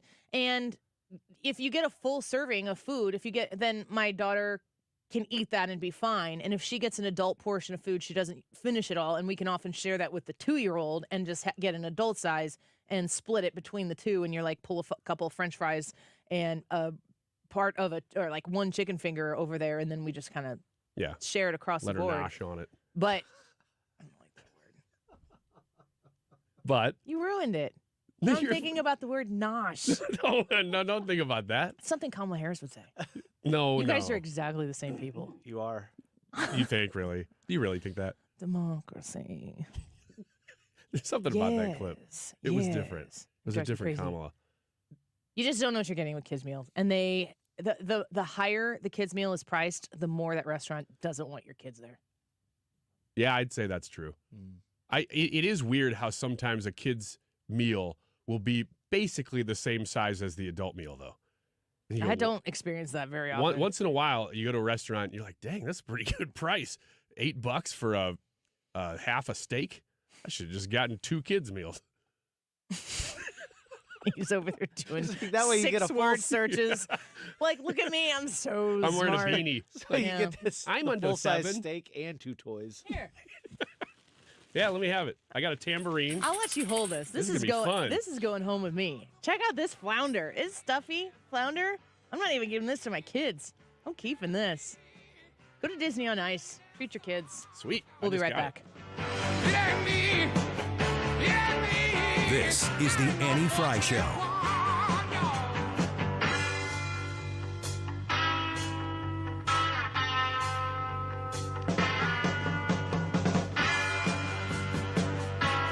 If you're hiring, it can feel like you're trying to find a needle in a haystack. You can hope the right person comes along, or you can just use ZipRecruiter. And now you can try it for free at ZipRecruiter.com/radio. In fact, ZipRecruiter has helped a lot of business owners find their needle in a haystack, like Marco, president of operations at Telly Tires and Auto Centers. Because Telly Tires has grown a lot in the last few years, Marco needed to hire everyone from a receptionist to a store manager to a head mechanic. ZipRecruiter helps me find all the right people, even the most difficult jobs to fill. ZipRecruiter helps me keep my business running. Take it from Marco and millions of other businesses who've used ZipRecruiter. ZipRecruiter can help you find the needle in the haystack. See why 4 out of 5 employers who post a job on ZipRecruiter get a quality candidate within the first day. And right now, you can try ZipRecruiter for free. That's right, free at ZipRecruiter.com/radio. That's ZipRecruiter.com/RADIO. ZipRecruiter.com/radio. ZipRecruiter, the smartest way to hire. Ring in the new year with the ultimate timeless gift, a diamond from Diamonds Direct. Whether you're ready to pop the question or celebrating a lifetime of love in 2024, Diamonds Direct can make this New Year's one to remember forever. Diamonds Direct is the area's destination for exquisite diamonds in all shapes and sizes, and our nationwide price guarantee ensures you'll get the best value, period. To showcase that spectacular diamond, we have literally thousands of designer settings from all the top names like Tacori, Verragio, Simon G, A. Jaffe, and many more. And our experts will guide you every step of the way with the education you want and the respect you deserve. Engagement rings, wedding bands, eternity bands, fashion rings. At Diamonds Direct, we specialize in the ultimate symbol of love, and we welcome the opportunity to celebrate with you. So start the new year with some new excitement, new hope, and some new bling. Diamonds Direct. At Olive and 270, official partner of the St. Louis Blues and proud to call the Gateway City home. Diamonds Direct. Your love, our passion. Hi, this is Scott Trout of Cordell & Cordell. There are a lot of great dads out there. Sometimes those dads get divorced. For more than 30 years, we have represented men in divorce, confronting the pitfalls that could devastate your finances or harm your family relationships. While every situation is different, our goal is to get the best outcome for you and your kids. Visit CordellCordell.com to take the first step. The choice of a lawyer is an important decision and should not be based solely upon advertisements. 600 Kelwood Parkway, Suite 310, Town & Country, Missouri, 63017. CordellCordell.com. Sometimes I struggle to get to sleep. My body stopped for the day, but my mind is still running. So I take ZzzQuil. ZzzQuil, the world's #1 sleep aid brand, has a range of non-habit-forming products to fit you and your family's needs. Invest in a great night's sleep for the best you tomorrow. I'm awake and ready to take on anything. Better days start with ZzzQuil nights. Explore our products at ZzzQuil.com. Use as directed. Keep out of... KFTK FM Florissant. From the Under Law Injury Lawyers, GetJim.com studio. 97.1 FM Talk. Always live on the free Odyssey app. Air Comfort Service, heating, cooling, and insulation, weather. We're not going to see a lot of change in temperature going through the afternoon. We should peak a high of about 48 with lots of clouds, some areas of fog, and an increase in rain. Tonight, rain kicks out early, otherwise mostly cloudy and 38 degrees. Friday, dry day, mostly cloudy and 48. More rain on Saturday, chilly rain, 42. Sunday looks dry, but lots of clouds, 42 again. This is 97.1 FM Talk. Chief Meteorologist Dave Murray. that Mr. Trump is liable for the sexual assault against writer E. Jean Carroll, that he did defame her, and that he did know her. Under the law, he was not allowed to address any of those issues, only what this trial is about. Carroll is seeking over $10 million in damages for continued defamation. Trump testifying that he stands by a deposition from 2022 when he called the case a hoax. President Biden visiting Wisconsin, saying Bidenomics is working and that people are starting to realize it. Things are finally beginning to sink in. We passed a lot of really good legislation. We knew it was going to take time for it to begin to take hold. But it's taken hold now and turning the economy around. Despite his persistently low poll numbers on the issue, the head of Boeing holding more meetings on Capitol Hill after the mid-air blowout that remains under investigation. CEO Dave Calhoun telling reporters, "We believe in our airplanes. We field safe airplanes. Our people do. We have confidence in the safety of our airplanes, and that's what all of this is about. And we fully understand the gravity." He met earlier today with Texas Republican Senator Ted Cruz, who says he told the CEO this is a crisis for the company. Boeing needs to make certain that its manufacturing processes, that its quality control is excellent because millions of Americans depend on it. For now, Boeing 737 MAX 9s remain grounded, but the FAA has approved an inspection process that would allow them to resume flights. America is listening to Fox News. Hi, I'm Martha Stewart. Every year, more than 4 million pets enter shelters here in the United States. My friends at American Humane have been helping animals since 1877. The goal is to ensure that pets have a safe shelter, especially during natural disasters. Adopting a shelter pet allows shelters to help more animals awaiting care. Please consider adopting today and take some time to learn more about American Humane's other work at americanhumane.org. Progressive presents 10 things on a food truck owner's to-do list that are harder than getting a commercial auto insurance quote. Stocking the fridge, prepping the stations, finding employees that get along well, finding employees that actually do their job. Looking at you, Gary. Balancing the books, balancing the flavors, having a fresh menu and fresh produce and fresh meat, but never a fresh mouth. But the easiest thing on a small business owner's to-do list? Seeing if you can save on commercial auto insurance. Get a quote in as little as 6 minutes at progressivecommercial.com. Progressive Casualty Insurance Company and Affiliates. Coverage subject to policy terms and conditions.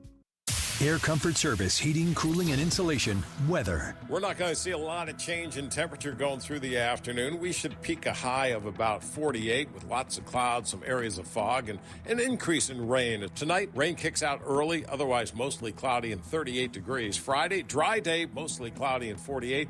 More rain on Saturday, chilly rain, 42. Sunday looks dry, but lots of clouds, 42 again.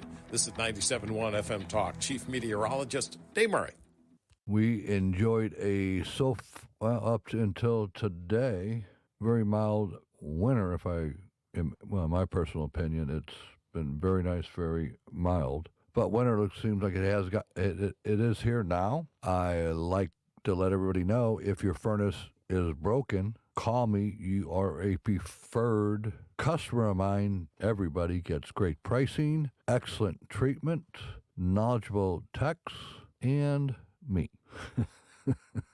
No extra charge to call us. You don't have to pay me in advance for me to get out there same day. Call me, Bart Inman, 314-293-2600. That's Bart Inman, 314-293-2600.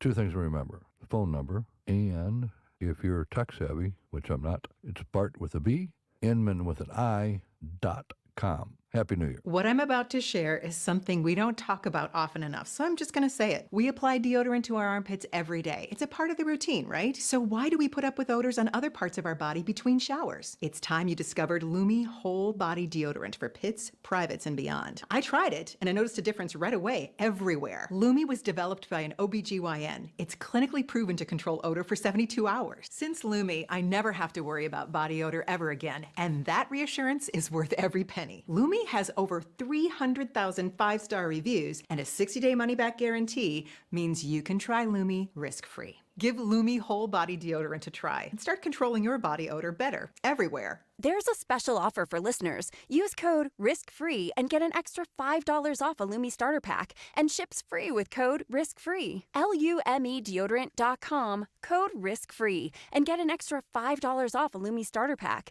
That's LUMEdeodorant.com, code risk-free. What are you waiting for? Join Mark Patrick Seminars and lose the weight or stop smoking guaranteed early bird special, only $49.99. Hypnosis designed to destroy unwanted cravings, late day eating binges, boredom eating, stress eating. That's right. Seminars Tuesday, January 30th at the 4 Points by Sheraton St. Louis Fairview Heights in Fairview Heights, and Wednesday, January 31st at the Holiday Inn Express and Suites St. Louis Airport in St. Louis. Weight loss seminar 5:30 p.m. Stop smoking seminar 8 p.m. Sign up at markpatrickseminars.com. That's markpatrickseminars.com.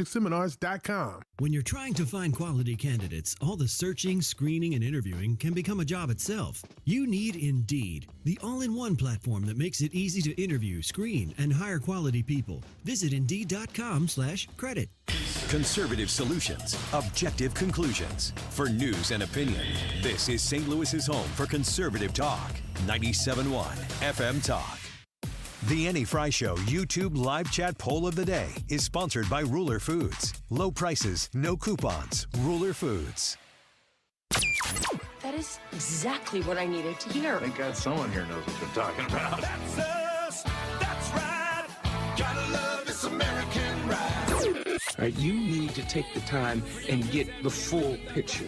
Come on, turn the radio on. It's Saturday and I won't be long. Don't get me wrong. I love the ladies. I mean, they rev my engine, but they don't belong in the newsroom. It is Anchor Man, not Anchor Lady.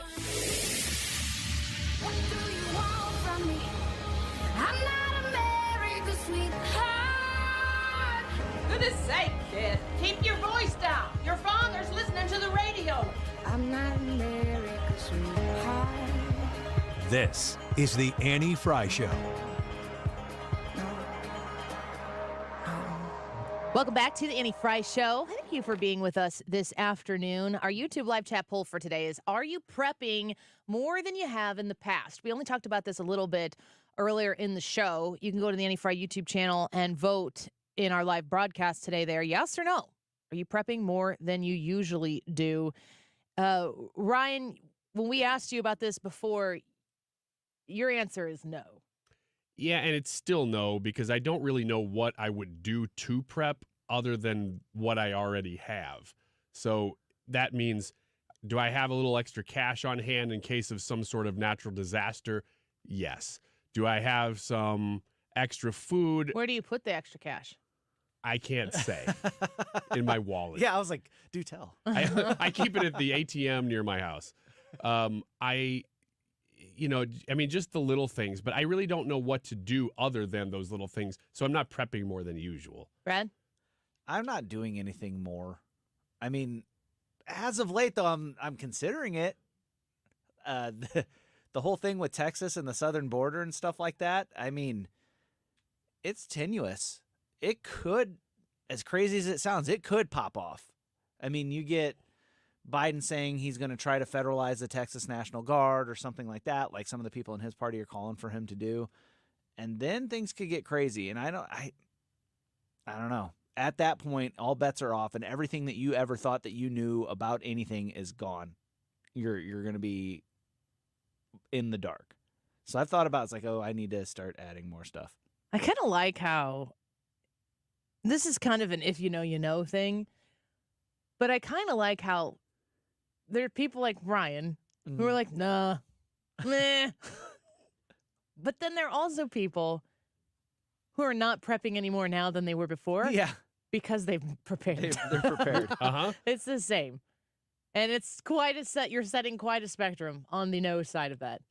Ryan will be knocking on those people's doors. I don't have the resources to prep as deeply as I might want to. How is your bartering skills? Are you Pretty kidding strong. me? Pretty strong, Brad. What? Yeah. Yeah, pretty strong. If persistence is involved in skills, then... And just charm. Walking up to your neighbors and being like, oh my gosh, that is a haircut. I love it. Do you have any beans? Yeah, see, that's wrong. Any beans. No, you got to rub dirt on your kid's face and bring them up there with you. Yeah, dress them in sir. old Oliver Twist rags. Yeah. Look at my Yes. kids. It's like, sir, you pulled up in a Mercedes. They were in Under Armour this morning, and now look at them. Ryan's Mercedes. Sackcloth. It's a Ford with a I had to Mercedes steal a emblem taped. Mercedes this morning. That's how bad things have You gotten. should see the other guy. It's driving around in a minivan.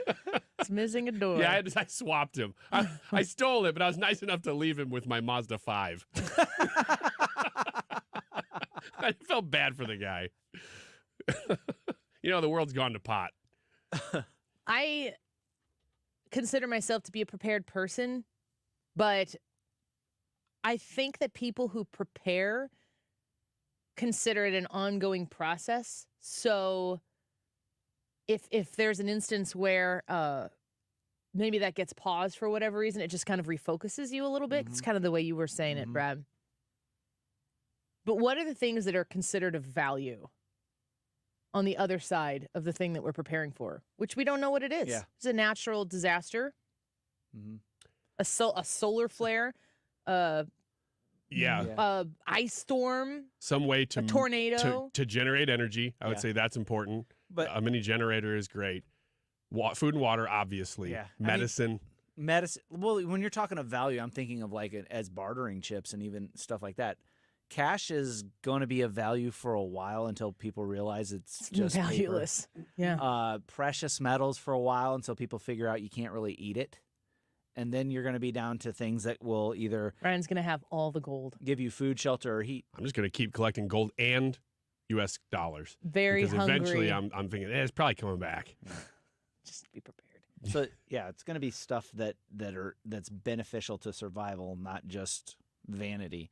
And I think people are going to it's going to be a really hard adjustment to realizing what you need to survive and what everything else that was luxury. There's so much luxury. I will say this.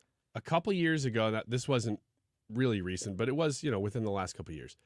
We had a fireplace in our house for many, many years that when we bought it, we didn't use. It was capped. And so we always said, we need it. At some point, I'd love to have that fireplace going, but we just always had other priorities because it costs a little money to get that stuff going and get it cleaned out. We finally did it. I kind of did it as a semi-Christmas gift one year. This was probably 2020, I'd say. In the midst of all the crazy, it did remind me, hey, what if things got really bad? We need to have somewhere to stay inside and burn some wood and keep some heat going. So I did do that, and it was in the back of my mind. It's kind of a vanity thing. We don't necessarily need it right now. What is it? A vanity thing. A fireplace. fireplace. Having the fire. We had the fireplace fixed, but it wasn't functional. We got it going. I've heard so many people who have talked about needing to get fireplaces in order.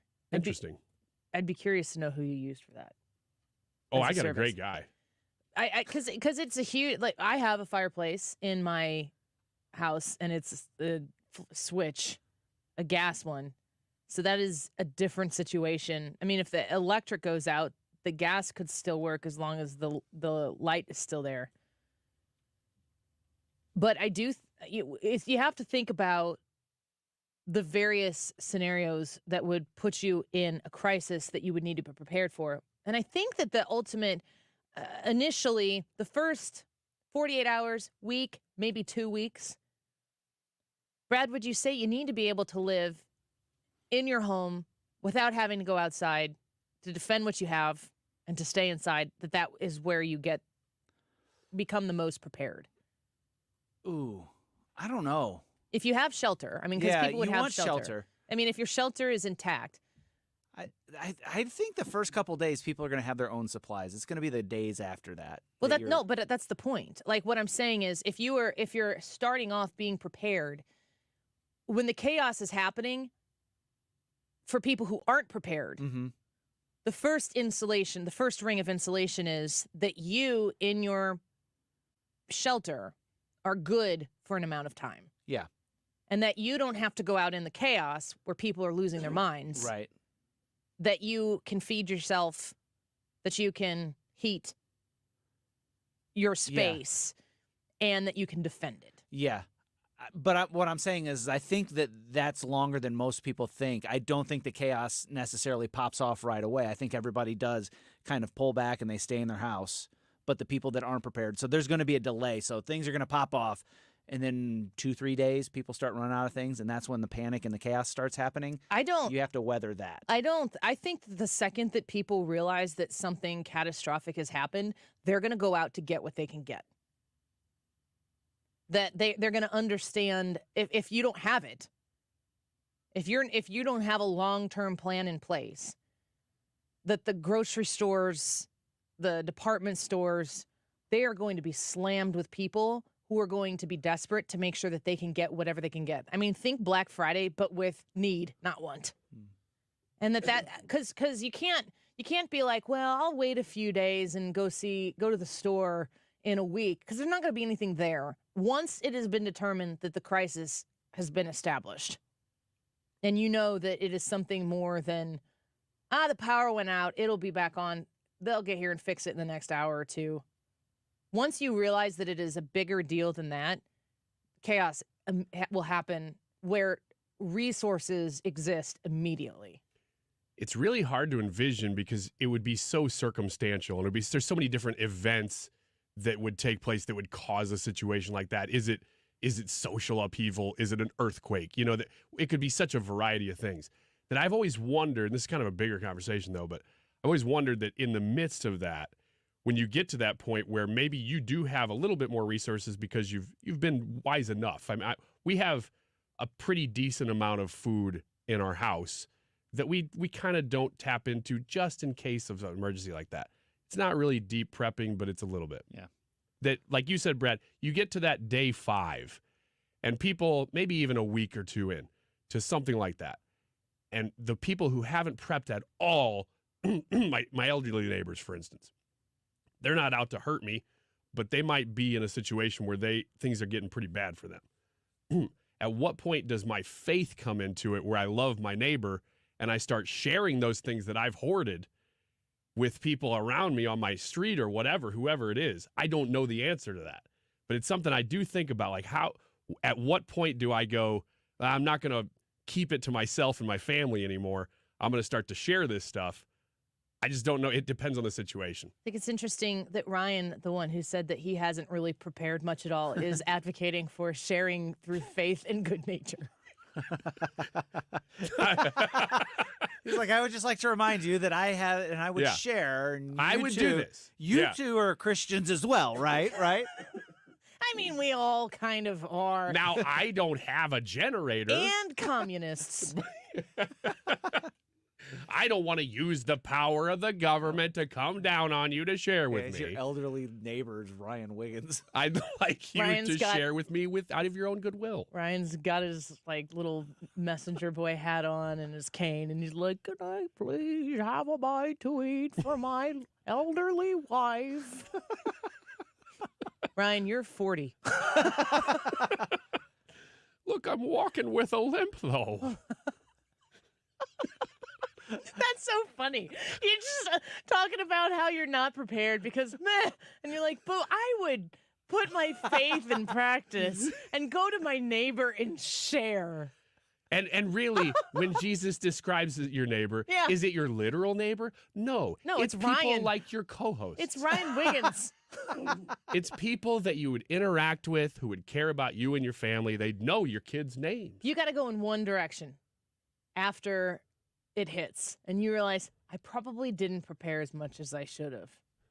You either go one direction to Brad's house or the other direction to Annie's house. Which direction you going? Probably going south. I'm just going to go straight to the Gulf. I'm not going to you guys' houses. We're just going as far away as we can and getting somewhere a little bit warmer where there might be food growing naturally. And hurricanes. I'm not worried about the hurricanes so much in that moment. I wouldn't want to be in Florida when the power goes out. But between you two... Have you seen the animals that thrive in Florida? Here's the thing. I would think that you have thought this through a lot, but Brad's going to have more room in his house. It's going to be a ton of room in my house. So I think I'm going to Brad's house because you got a lot of family that you got to figure out. Brad's going to take care of my family. Is he? I think so. There's going to be a ton of room in my house because I don't know that I'm going to be there. Yeah. I'm going to Hawaii, and I'm just going to start digging until I hit concrete. Find Mark Zuckerberg. Yeah. How are you getting to Hawaii? I'm not sure. That's the part of the plan I haven't figured out yet. That's an important part, but I got to think that through. We're probably going to walk. But it's important to understand that as Christians, you should share with Ryan. And the whole way, I'm telling people that. I'm handing out tracts. Okay. You got any space to share on that cruise ship? Yeah, the cruise ship that's going to take you to Hawaii after the EMP hits. That I've talked my way onto. Yeah. You should think through this a little bit more. Well, I am. It's happening live. Yeah. Me and Katie are going to probably have a discussion tonight. Guns and ammo. Okay. Start there. I'm getting pretty good at knife throwing. What are you going to do after you throw the knife? Well, if I'll tell you what. How many knives do you if have? there are a bunch of enemies around and they have balloons in their mouths, they're gone. They're gone.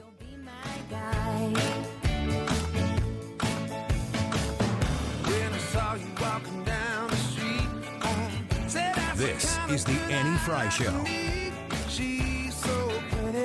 Follow Annie on Instagram at The Annie Frey Show.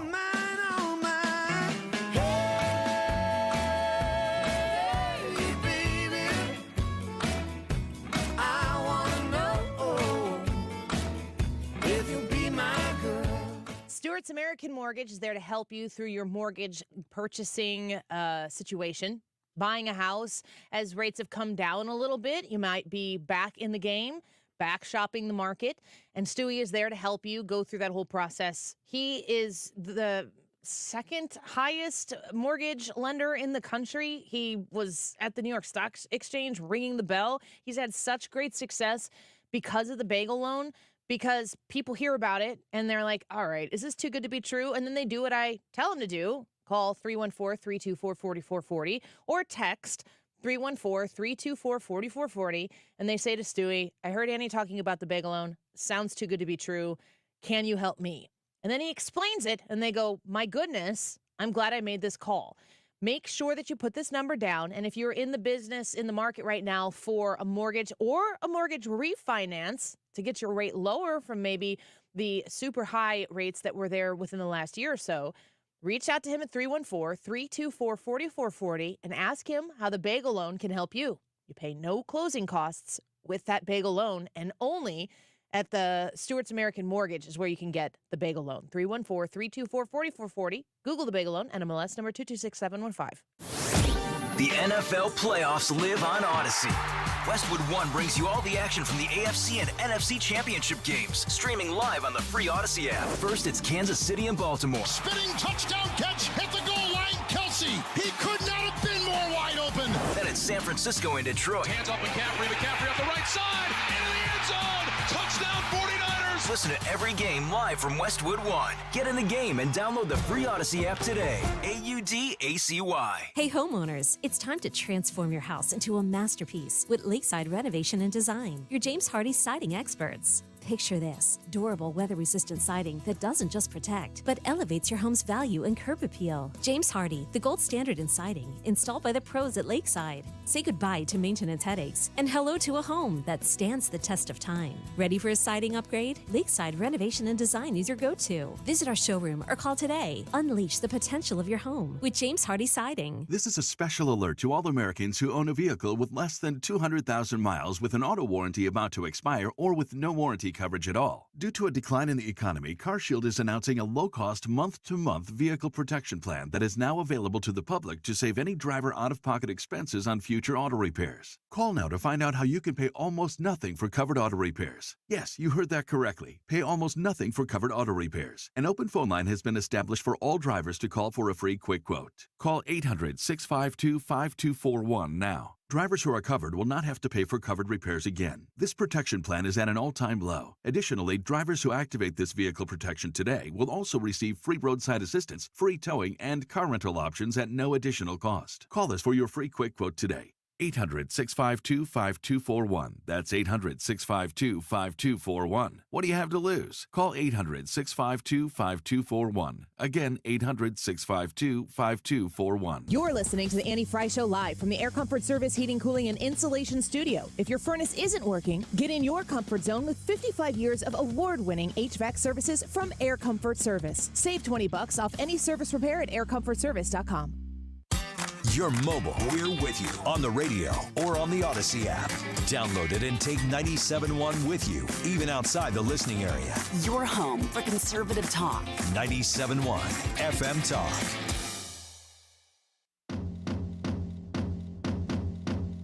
I got some money in my pocket, got some trouble on my tail. I can hear the dials and knocking, guess I'm heading off the rails, singing. I'm talking about you. This is the Annie Frey Show. Follow Annie on Twitter at Annie Frey Show.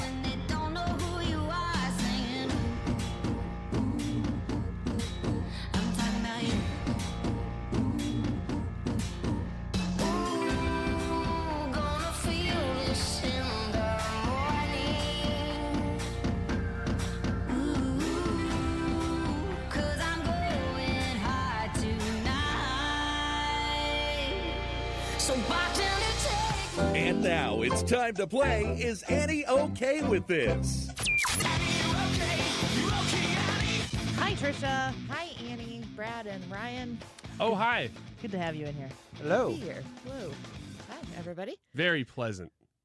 All right. What a weird reaction. What? Very pleasant. Nobody says very pleasant when that's like actually the situation. How are you? I'm pleasant. Yeah. It's so weird. I feel neat. You? I'm just super duper. Can't wait for this producer show meeting. All right, I'm going to just jump right in here then. Let's go. Illinois legal researchers suggest animals should have the right to vote. Of course, this is out of Illinois. A paper published in the journal Analysis by an associate at Ashman Law Offices in Illinois. Assman Law? Assman Law Offices.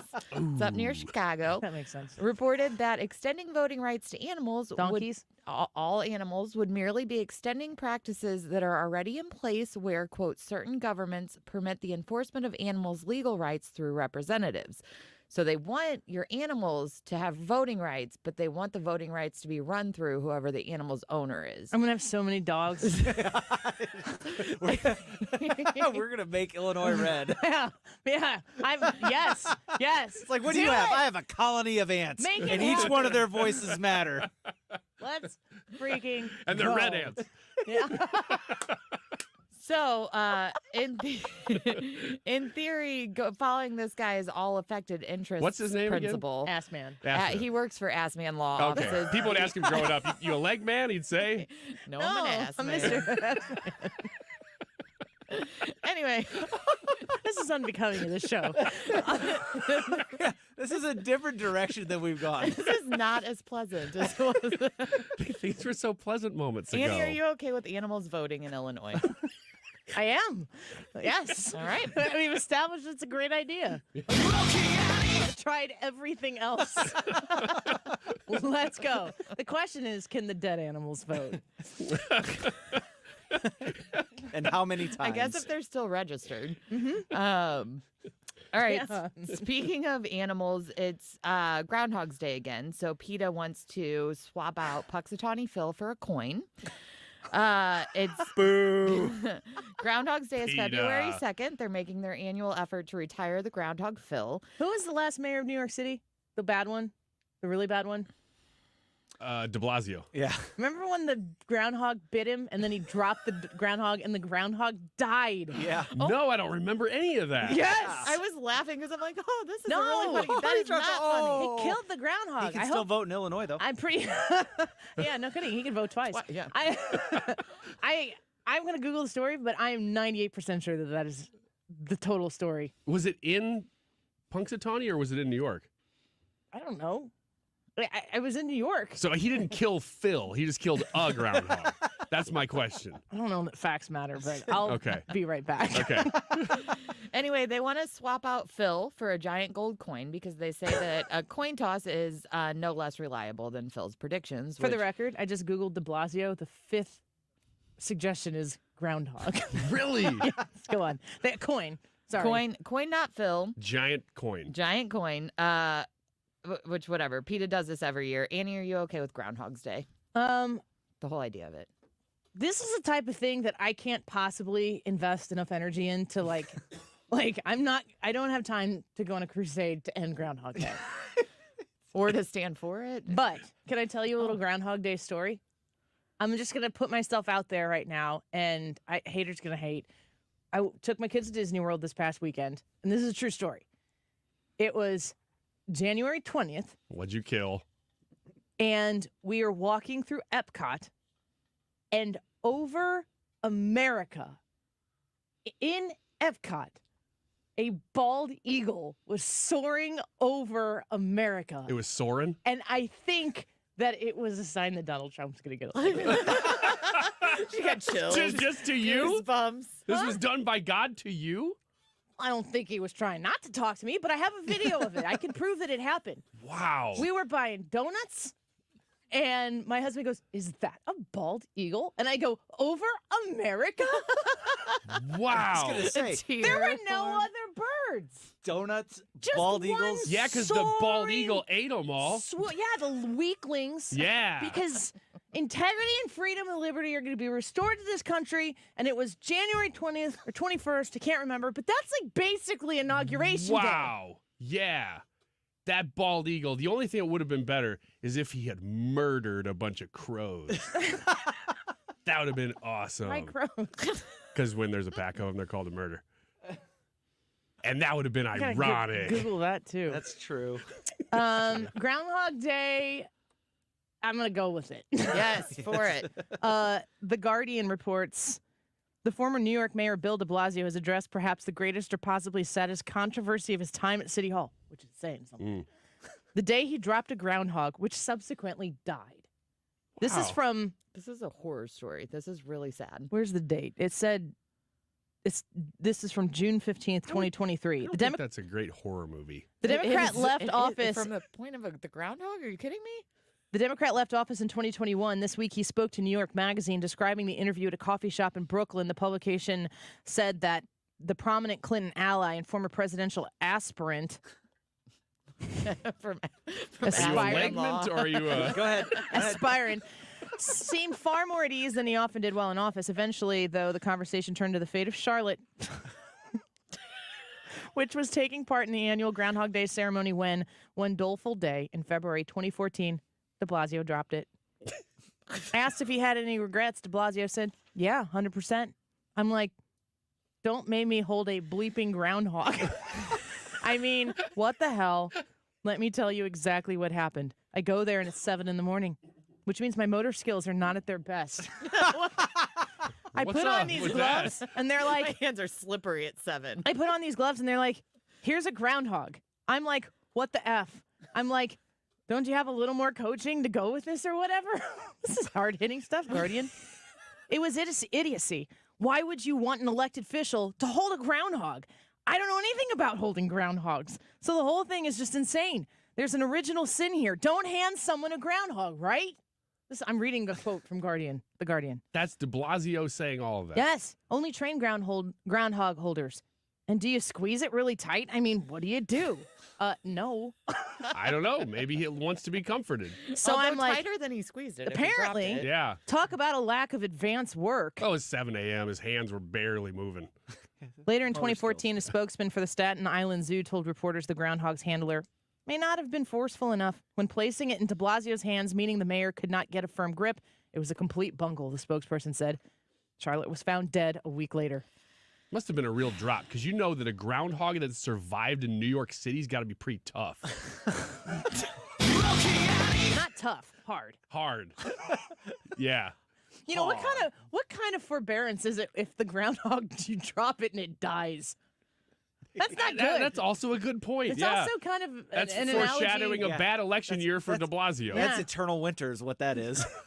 It's forever sleeps. Nuclear winter. All right, speaking of tough, Florida man attacks bus after he was dropped off at Walt Disney World instead of SeaWorld. A Florida man is accused of causing He's a Republican. $500 I said SeaWorld. Well, of course he is. He's a Florida man. I don't want to go to Disney. I don't think there are any Democrats left down there. Florida man is accused of causing $500 in damages to a bus after he punched and kicked the glass door numerous times, breaking it. He was angry that he missed his SeaWorld bus stop, and the driver made him get off at the last stop, which was Disney.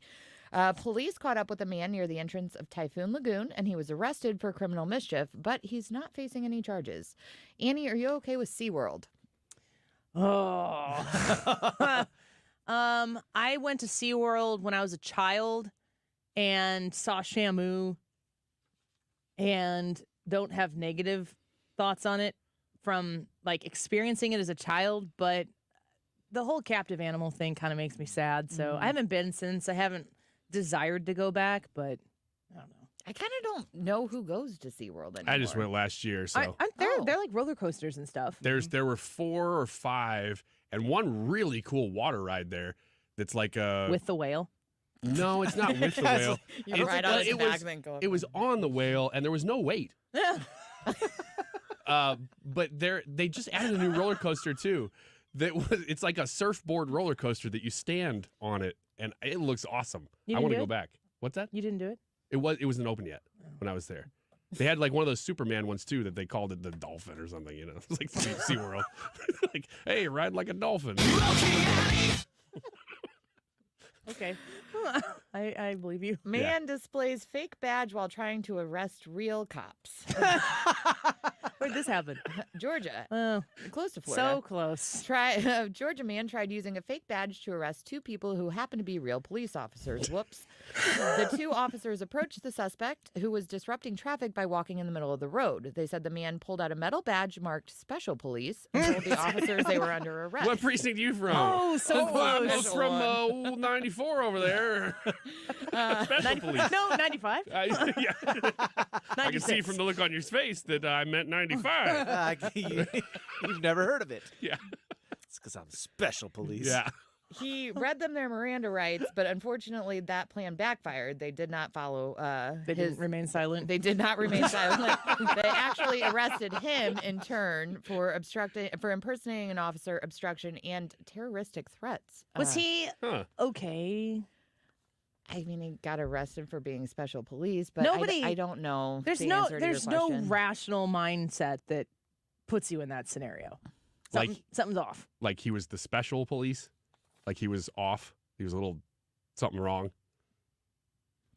Maybe drugs. Okay. Annie, are you okay with adults dressing up for Halloween? No. I am not a person who participates in those things. I know that you're like in charge of fun here. The Rah Rah Fun Committee. Yeah. I actually stepped down as chair. Yeah. Welcome to our side. Yeah, it's nice here. Now you're just stool. Yeah, nice and curmudgeon-y. Yeah, I know. I don't mind people who do that stuff. It doesn't bother me when other people do it. So I don't want to suck the fun out of other people's if they like to do that type of stuff. But I also want to be respected for being like, no thanks. Like I don't really need to do that. So you did dress up as Abraham Lincoln that one year. That was an As an adult. incentive. As an adult, you dressed up as Mary Todd Lincoln. I was forced to. You two are ridiculous. Yeah, I was- Melania over here. I These two were was diving ridiculous. into I was just full of excitement and vigor to do the Yeah. Abraham Lincoln thing. I was like, oh my gosh, okay. You know It was how your much enthusiasm I approach things with. It was your idea. Was it? It might have been. I really don't remember. I think it was for 5,000 subscribers on YouTube Yeah. or something. Worth it. Yeah, it was a bribe. How close are we to the next milestone? What's the next milestone? I don't know. That's why I'm asking. We've got like 6,200 subscribers. Brad's got it in his head that we need 10. We need 10 by the end of the year.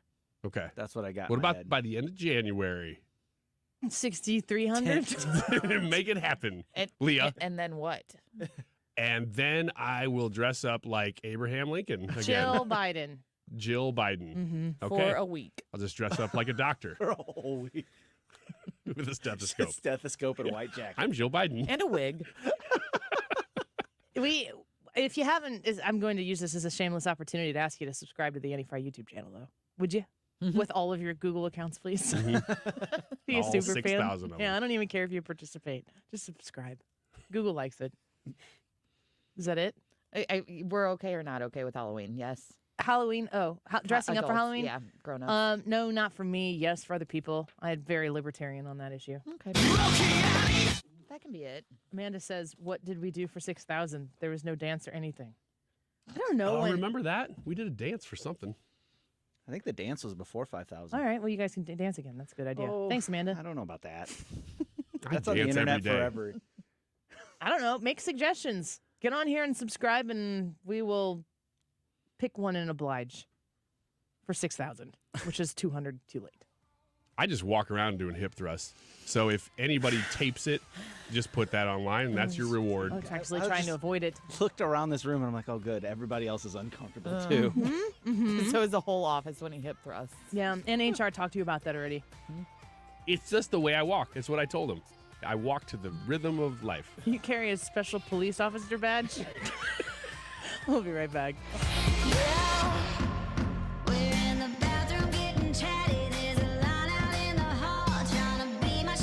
You're listening to The Annie Frey Show on St. Louis's home for conservative talk. Find the podcast, on-demand audio, and more at 971talk.com/Annie.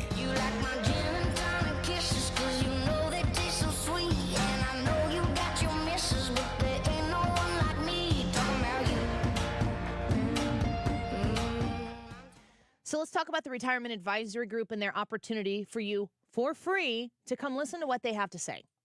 For free to be able to show up at the Frontenac Hilton at 6 o'clock to 6:30 p.m. Tuesday, January 30th. That's next Tuesday. I would love to meet you. I'll be there from 6 to 6:30, and I'll be trying to meet all the folks who show up, as many of them as I can. So show up early.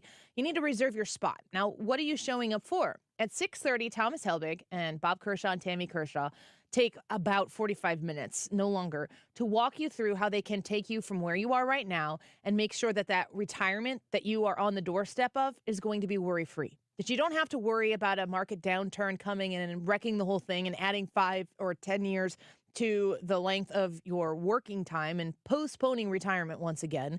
You want to make sure that you're protected. And you can sit down and listen to what they have to say for free, zero obligation. But you do need to reserve your spot because, like I said, it's at the Frontenac Hilton and the seating is limited. Here's what you need to do to get your spot and your friend that you're going to bring their spot saved.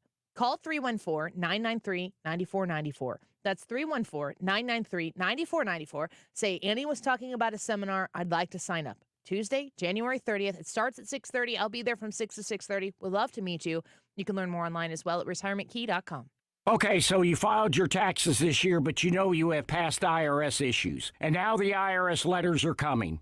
Hi, this is Lance Story with the Lance Story Law Firm. Don't ignore those IRS letters. They're important and give you rights and deadlines to defend yourself. Waiting could cause you to lose those rights. Call the Lance Story Law Firm now and let us help you get ahead of the IRS and defend your rights while you still have time. The Lance Story Law Firm is located here in St. Louis, so take the first step and hire a tax resolution attorney. We've made it super easy to schedule your free consultation in person, or you can do a phone call and save travel time. Remember, IRS problems are legal problems. So before you send money to some out-of-town, high-pressure salesperson, give us a call at the Lance Story Law Firm. Call today at 314-260-6120. That's 314-260-6120. Or go visit LanceDruryLaw.com. The choice of a lawyer is an important decision and should not be based solely upon advertisements. Tony LaRussa here. Men, are you running out of stamina rounding third base? If so, call my friends at Victory Men's Health in O'Fallon, Illinois.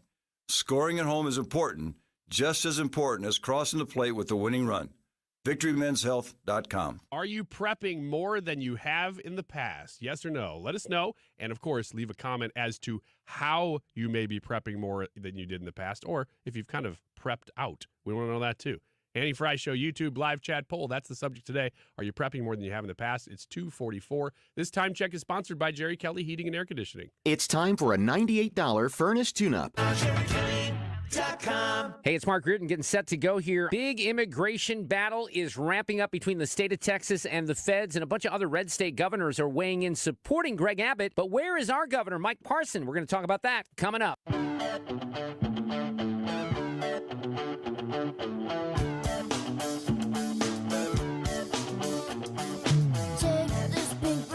Off my eyes, I'm exposed, and it's no big surprise. This is the Annie Frey Show.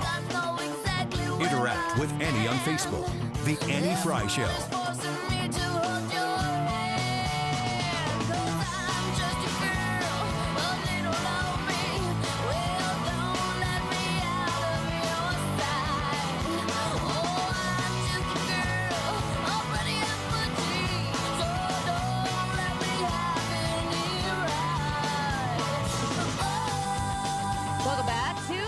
my show, I got a text from our friend Nick Johnson at the Vitae Foundation. You go to adsforlife.org if you want to support Vitae Foundation in their effort to help women who are experiencing unplanned pregnancies choose life. I'm going to give a plug for that because he did the work of a producer here for us, and he sent me this mega cyborg hand from Walmart, and it says Thames and Cosmos Mega Cyborg Hand Science Kit. That's it. And it says on the top, STEM Experience Kit. No, it's yes, not it does. that. It says it exactly yeah, but it right is there. not that. It They're says- lying. No, they're not lying. This is the point of this thing is to have them put it together. The point of the thing to my son was to have a mega cyborg hand on his hand. That he creates and takes pride in for the effort that he had to input. He may have taken pride in it should he have been able to put together its 95 pieces. But he could not. Does it say age on there? Mm-hmm. What is it? Hold on, I'm looking through all the things so I can get the right information. It is a mega cyborg hand, amazing gripping capabilities. Man, this is just totally marketed for kids. This is like, oh, yeah, this my is so 6-year-old is cool. like, I'm going to destroy the whole planet with this thing. It's like a grip thing. I'm going to grip it and just squeeze it. Live on Mars. Education focus, robotics. Skill level, intermediate. Which See, apparently is it's not 6-year-olds. beyond Ryan Wiggins. It's beyond me for sure. I'm a but beginner. my son, I'm surprised that he couldn't figure that out. Theme, science. Product details. The hand can be configured in 3 ways, left hand, right hand, and claw-like, with the thumb in the center and can be adjusted to fit virtually all hand sizes. Includes a 40-page full-color manual guides, model building, and experimentation, and provides engaging scientific information about how pneumatic and hydraulic systems are used. Thank you for coming over to my side with that one sentence. No, I'm not. Yes, you have. I'm just laughing the... A 40-page manual to build this little cyborg That's the point hand. of the thing. It's not a toy. It's an experience. It is intended to be a toy in which my son can put his hand into a cyborg No, hand. you're missing the point here. He is missing the point. This just has the feeling of, like you were talking about, those people that give people gifts that are noisy toys. I feel like this person gave this to your son, to mess with you, because this is very much over a 6-year-old's head. Exactly. Is what it sounds like. Age is 7+. So I feel it vindicated. is over the child's head. Oh, I can't put together even like a basic set of drawers. Challenge yourself to pick up and hold a variety of items like bottles, pencils, small items, anything with reach. Mm-hmm.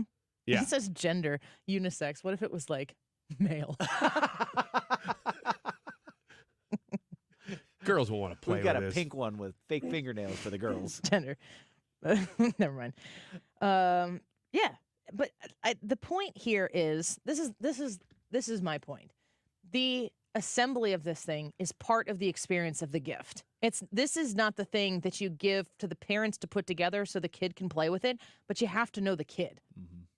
The kid has to be super into the assembly, the process of these things. And I know kids in my life who are they would be more into the process of the assembly than the actual eventual toy. And I know kids in my family who, like my children, would be much more interested. Like a lot of kids would be in like, give it to me when it works. Yeah. And my kid is both of those things. He wanted a cyborg hand to play with at that moment. And then he realized that he had to put it together. He likes putting things together. He's not great at reading a 40-page manual. He's just not there yet. But if he were 10, he might be. Maybe. Well, my 9-year-old, he doesn't love putting things together as much as my 6-year-old, but he looked at it and he could definitely figure it out. But he was like, this is an investment. Amanda said, that's an educational toy meant for science. Homeschooler's dream right there. And Amanda is a homeschooler. That's for a kid that loves to build or loves robotics. Yes. It's the toy aspect of it is the incentive for the process, which is, it's an educational toy. It says so on the description. He and I both wanted to have cyborg hands that we went to war with in my living room. And we wanted them now. I want it now. And we did not get it. And that thing will never exist now. It's just going to be You parts said you of were the going to box. bring it in here. What are you bringing in? The box of parts to just floating around in that thing now. Do you have all of the parts? I think. Wonder we how put it fast all Brad back can in put there. it together. That would be a chance. You Yeah, put go ahead. Leah on the board, and I'll try to do it during the length of the show. Oh yeah, I'm in for that, especially on a Friday. Let's make you do the board. No, Ryan. I don't want to. Let's No, have no. The We whole don't point want of to this was handicap that- Brad. Hey, it's my show. I'm the one who's going to have to carry the thing. Let's put Ryan on the board and see how well you do that, and see how well Brad does dad job. The whole point of the segment was that No, I see, was they're trying not to diverting. do more work. No, that's not the point of the segment. That was the point of me saying Broaden your focus. that thing. I really would like to see somebody who's good at building, which you are, I assume. I mean, you're like your car guy, so I assume you're good at building. I would like to see somebody who's good at it just sit down and go, okay, I can do this, because that thing was overwhelming. What's to me. stopping you from people think differently. People have mental process. They process things mentally in different ways. Totally respect that. When you sit down and you look at it, what is your experience? Low reward. I'm looking at that going, this is going to take some work. It's not that I couldn't figure it out. It's that at the end, I would go, I don't even care that I built this thing. But it's for your son. It's Yeah, It's but- not for you. But I got to Low build reward, my son's happiness. But I just sat Brad's down. invested in your son's happiness. At So least my somebody is. 6-year-old is also just obsessed with bodybuilding. Every day he asks us, am I probably the strongest kid you know? Which is super cute. And so he wanted from my brother a pull-up bar for Christmas because he just wants to be the strongest person in the world. So now when we sat down and I said, what's the most important Christmas gift that you got? I'll help you put it together. He said, pull-up bar. So we sat down and we put that thing together for him. I am obviously not using it because I am a weak person. I'm obviously not using it. But he is, and it was solely for him, and we did it together. High reward. I wanted to see that thing exist because I knew he was going to love it and love it long term. The hand he's going to play with for literally 2 minutes. How do you know that? I know my son. You just know. I just know. So I'm not going to invest an hour or more into something that he is going to play with for a minute and a half. If your life depended on it, how long would it take you to put that thing together? 2 hours. There's your time to beat. Oh my gosh. You've got 3 hours on this show of paying attention to us and assembling. Hey, can you bring it in tomorrow? Yeah, I'll try to find it and bring it in. Yeah, I think it's in our toy box, all still kind of put together. And you think everything is there? I think so. Yeah, I'll look and make sure. We have 199 votes right now on the YouTube live chat poll. Can someone give us 200? That would be great. Are you prepping more than you have in the past? I'm a little concerned for Ryan's ability to survive the apocalypse when he's like, I don't know. I'm relying on the kindness of strangers. I do understand and align with you, Ryan, though. Like, what am I can invest time, mental energy, physical energy into anything if the reward and payoff is adequate for me. Now, we might vary in justifying what said reward is in. But when I look at instructions for something and it's a chair that you put on your deck, I'm looking at that going, I can figure this out myself. Because the consequence of failing at it is minimal. Mm-hmm. I'm gonna get myself pretty much there. I might refer to something to this long of a bolt or that long of a bolt. But that's the type of stuff, that resourcefulness, that handiness of being able to construct and reconstruct is pretty important if you're in a prepping situation. The trouble with those things, though, is that here's where they get you on those, is that, oh, you got to put in bar L before you put in bar M. And then you put it together thinking, oh, this is the way it goes together. And then you realize, oh, I was supposed to put in bar L already. And you got to take the whole thing back apart. That's what gets you on those things. I would admittedly almost rather figure that out myself. Okay. Than have to subject myself to the instructions.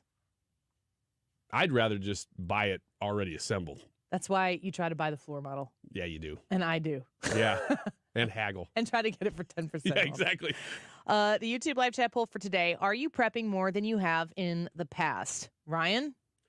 No, I am not. I always prep just a little, and I am still there. Like any Just a little. successful prepper. Yeah. I dabble. I dip my toe in prepping. Nobody who identifies as a prepper considers it dabbling. They all know that they are a varying level of psychotic to other people, and they are okay with it. Then my answer is still no. You've got a little extra food, you said. You're Just a little prepared. bit. You're prepared for a 48-hour weather I'm prepared situation. to get through a few days. Yeah, which is good if you got kids. Yeah, I'm not prepping any more than usual, so. Yeah, I would say I'm a no on this also. Not any more than usual, but also not any less. I mean, going into 24, I bet there are people that are going to say yes to this, though. I think so. And the news stories that are out there right now with Mark Zuckerberg and his Hawaii bunker complex. I've seen other people on social media, too, that are famous people that are not famous to me, but they're talking about going underground and having water sources and all of this stuff. Like, it's kind of a trendy thing to do right now with people who can use their excess wealth to flaunt what they're capable of doing. It's another thing to prepare and not be like, I'm going to tell everybody about it. Mm-hmm.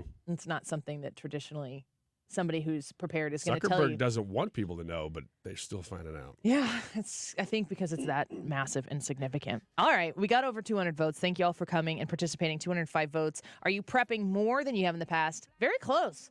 55% said no. 45% said yes. Okay. Which I think is a pretty high number of people who are saying that they've taken some measures here recently to be a little more prepared for something to happen. And, you know, we've had ice here recently. It doesn't have to be the most crazy extenuating circumstances ever. It might be just something as simple as really bad wind, a storm, ice, whatever.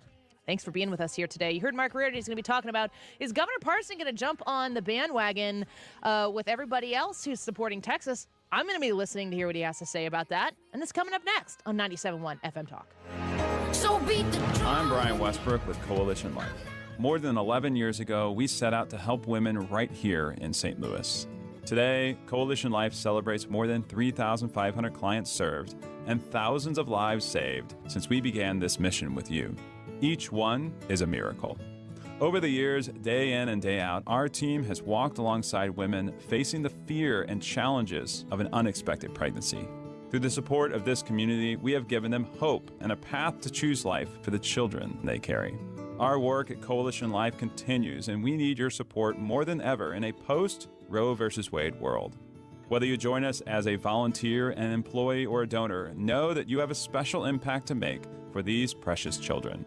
Visit coalitionlife.com to give your vital support while reducing or completely eliminating your state taxes through Missouri's 70% tax credit. Learn more at coalitionlife.com, coalitionlife.com. You wouldn't trust a butcher to babysit your pet pig. You wouldn't trust a lumberjack to repair your antiques. Or a professional wrestler to be your massage therapist. So why would you trust anyone but AMCO to fix your car? For over 50 years, we've been the trusted experts in transmission repair. AMCO offers easy payment plan options for most any credit situation, so you can fix it fast and pay it off slow at AMCO. AAMCO. Attention taxpayers. If you or your business owe the IRS back taxes or have years of unfiled tax returns, the IRS has green-lighted billions of dollars in tax relief to those facing financial hardship through its tax relief initiatives. If you have a delinquent tax problem and possibly facing wage garnishment, liens, levies, audits, or already in a payment plan, you may now qualify for significant relief. Qualifying and enrolling in this program could stop all collections, settle your tax problem, and may even reduce what you owe by up to 99%.